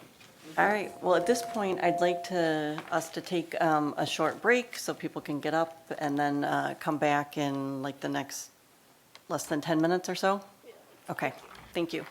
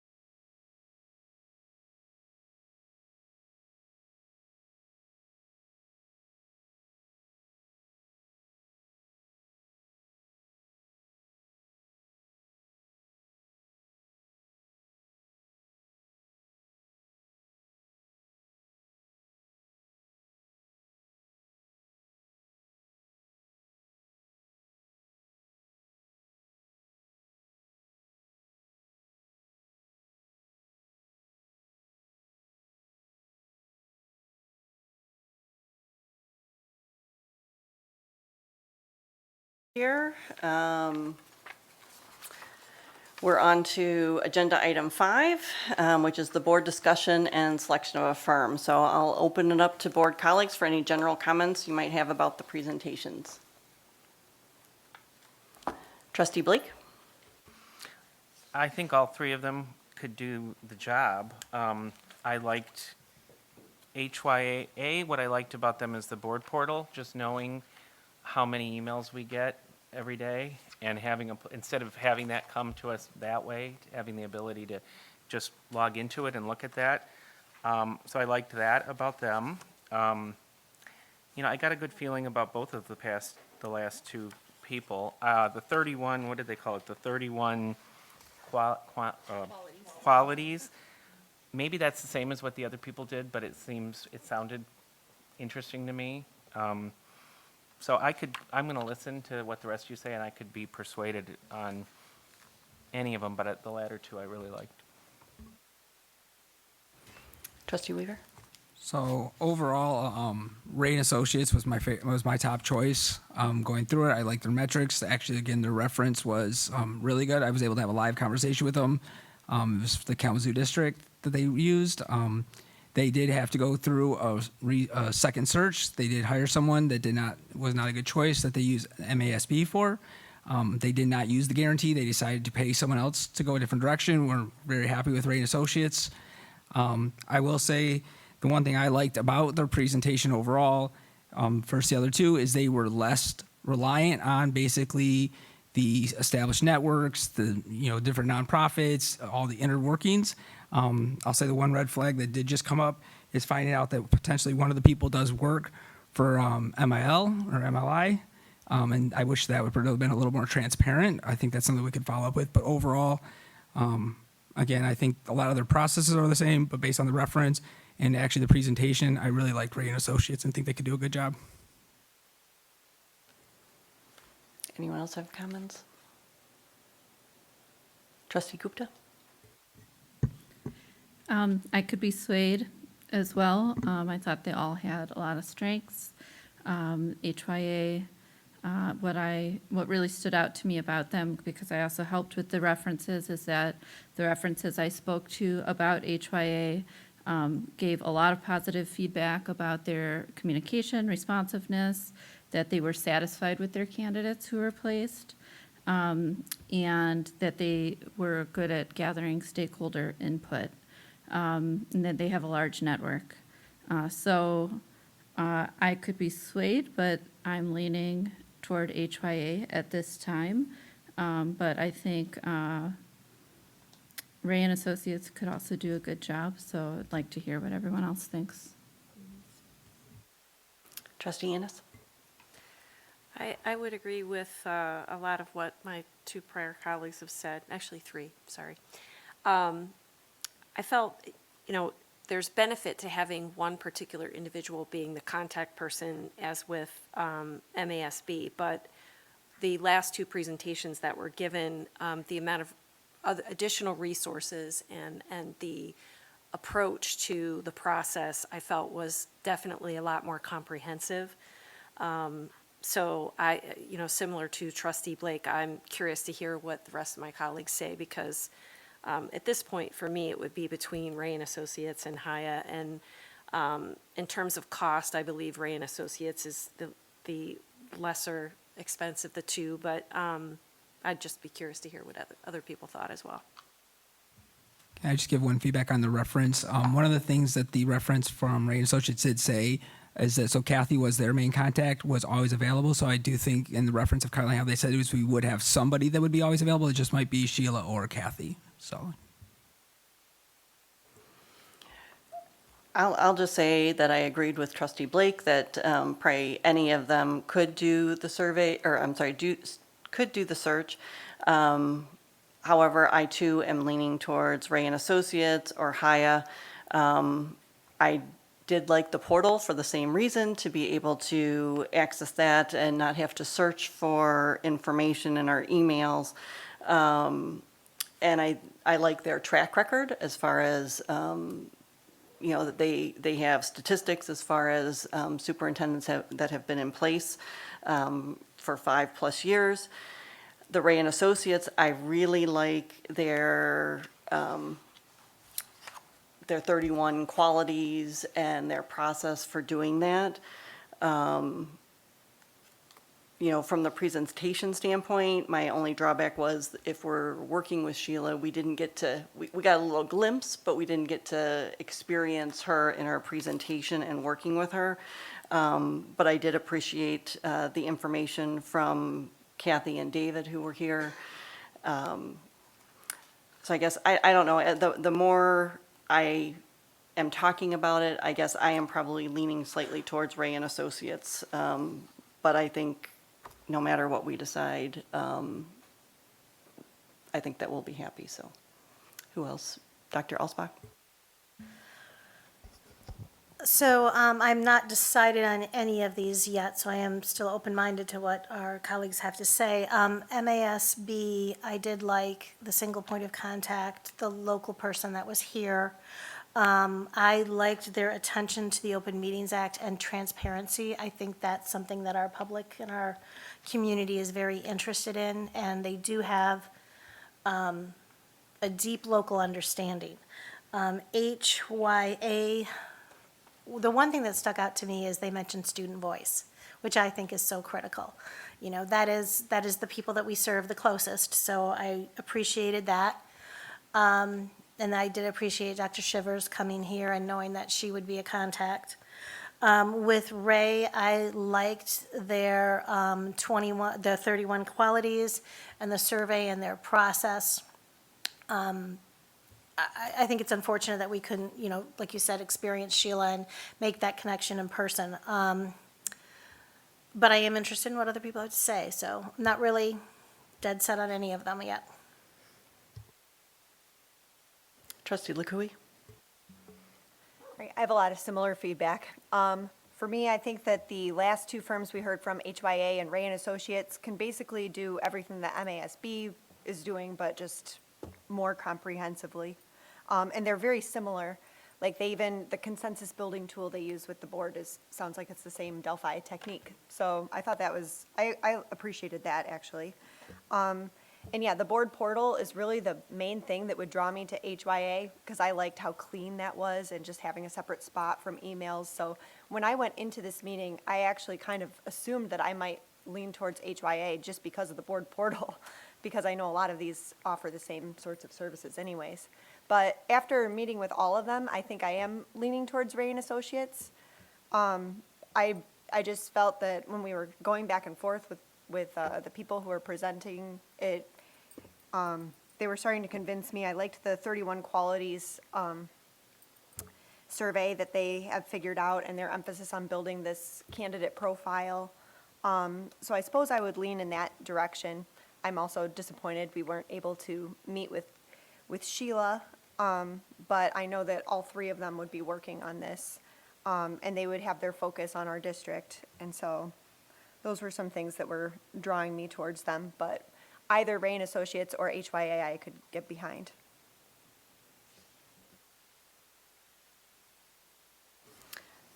I was just going to say, you know, when we're looking at a cost standpoint, I think they're very similar as well.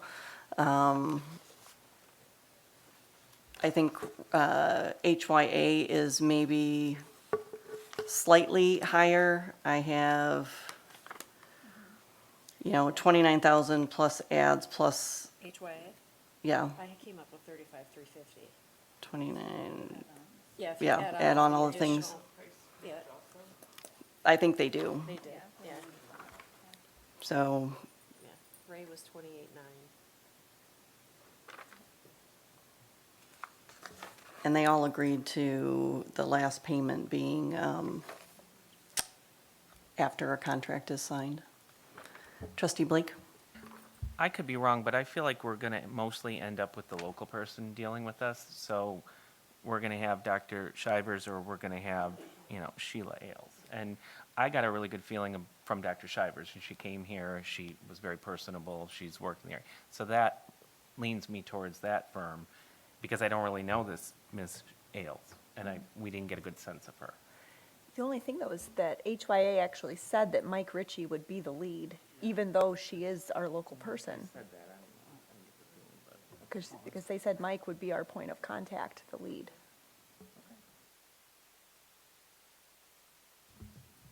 Trustee Weaver?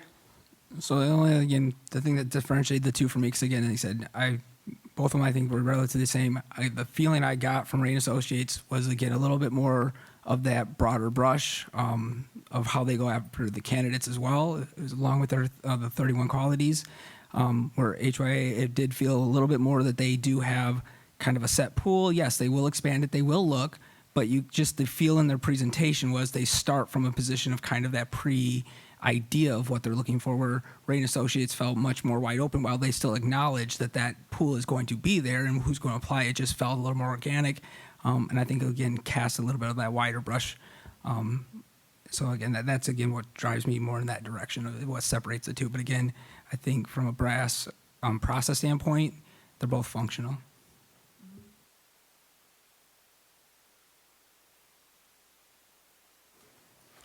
I guess, well, we would need two things, right? Because we need to decide on who we want to move forward with, but then we also need to either identify some guidelines or agreement for what we want to put into the contract, and either authorize someone to do that or, identify what it is that we want that contract to say. So I don't know if people have any thoughts on that as well. I guess I read that to be more a part of the process. I think at one point during the presentation, it might have been the MICP one, that eventually we would assign two people basically to do that part of it that would be in the process. We I'm would sorry, need to decide that today. that's the contract with the new superintendent, superintendent. okay. I I'm apologize. talking about the contract with whatever firm we go with. Gotcha, I apologize.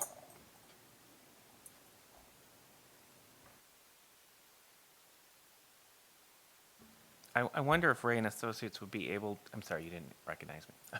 That's okay, go ahead, trustee I Blake. wonder if Ray and Associates would be able to do some form of a board portal. Maybe it wouldn't be as good as the other one, but something that we could, since that's one thing we really like about HYA, could they do so? I'm just looking at all these emails flying through, and that's going to be difficult. I think we also have to, sorry, you didn't recognize me. Trustee Ennis? I'm just looking at, in Ray and Associates, where they're talking about working with the district and the staff and the board.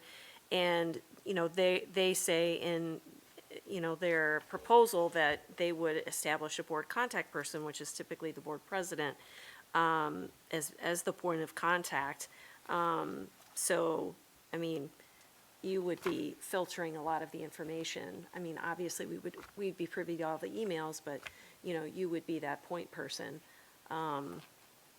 Not that that makes it any easier, the volume of emails that we'll get, but.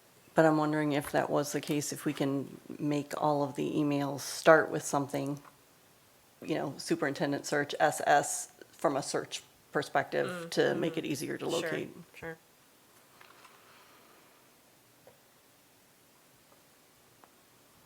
I think Trustee Weaver? to Trustee Blake's point, I do think we probably could reach out to them again based on what they offer from a process. What we're really talking about is something as simple as an internal Google site, just to dump data files and stuff like that, general communications. I would be surprised if we made that request of them that they wouldn't be able to facilitate it based on what they offer. But again, I think it's worth at least asking. Trustee Blake? Another thing I liked is the 8 to 10 candidates, the 4 to 5 question, 90-second little video blurb, which I think would be helpful. All right, well, then, I guess, as I said, I'm hearing more Ray and Associates at this point. But are people, if we go that route, are you comfortable with myself working on an agreement with them, or did you want to identify someone else to do that?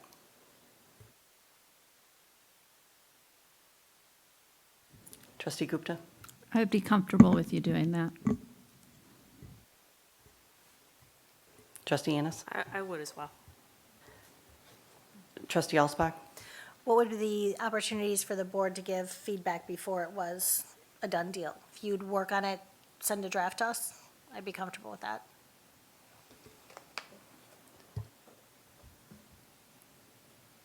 I'm just trying to figure out what the motion is here. Madam President, I would Trustee ask Weaver? Trustee Blake, would this be something that you'd be willing to take on with your, obviously, your experience from a contract standpoint? Possibly. How much do you pay? No. Possibly, I could work with the president together and we could do it. All right, so then, does something like, is there a motion to authorize that Trustee Blake and Trustee Butel work out an agreement with Ray and Associates to lead Rochester Community Schools' next superintendent search? So motion. Okay, so I have that moved by Trustee Annis. Is there support for that? Trustee Weaver? And then is there any additional discussion? Trustee Blake? The only thing I say is we should try to see what we can do about the price matching with them, because they said they would do it. And the MASB, I know it's not apples to apples, but we could try to work that in our. And that would be what we would be Yes. working on. I just want to make clear to people watching, we would try to do that. Yeah. All right, is there any other discussion? All right, then I do have, Mr. Tenney, did you have a comment you'd like to come make? Of course, you know me, I have a hard time keeping quiet. I mean, a few months ago, you guys hired a strategic planning company to come up with the plan that you want to move the school forward. That is your, the preview of the board, or the purpose of the board is to do the strategic planning. That's one of your guys' positions. Another one of your positions is to hire the superintendent. You hired a company to do the strategic planning for you. And now you're gonna hire a company to find a superintendent for you. Out of the three that showed up today, of the firms, the Ray and Associates is definitely the largest one and the most robust one to do that for you. The first one that you guys interviewed, MSASB, was probably the one that would give you guys the most lateral or the most freedom to move about and actually to do your jobs. That's why I would recommend that you go with the first one you interviewed, because it actually gives you the candidates to work with, instead of saying, well, here, hire this guy. I mean, if you guys just want to continue to shuffle off your responsibilities you've done in the past, sure, hire the last one. But if you actually want to do your job and to get involved and get dirty and work hard at what you've signed up to do, hire the first one. You'll save the tax money, for sure, but then also you'll actually have the people involved, because then you'll have to bring in more of the citizens, and do more of the legwork. Like, I even saved you some time, so. Thank you. All right, so we have a motion on the floor to authorize Trustee Blake and Trustee Butel to work out an agreement with Ray and Associates to lead Rochester Community Schools superintendent search. All those in favor, please say aye. Aye. Opposed? That's a 7-0 vote. So hopefully we'll be able to work something out, and as we hear more, we'll let you know. And I would encourage any board member who has any suggestions on that contract discussion to please forward those to Trustee Blake and I. All right, now for public comment, I do not have any additional yellow cards at this point. So is there a motion to adjourn the meeting? Oh, you know what? Can I just add one thing? Just a reminder that we do have a work session next Monday on the 13th. And then we have our regular meeting will be on Monday, November, I think it's the 27th. So Madam President, and those are both here. do we have a closed session this month as well? We do on the 13th at 5 o'clock. All right, is there a motion to adjourn the meeting? Moved by Trustee Lakouie and with a support by Trustee Annis. All those in favor, please say aye. Aye. Opposed? That's a 7-0 vote, and we are adjourned at 8:28. Thank you.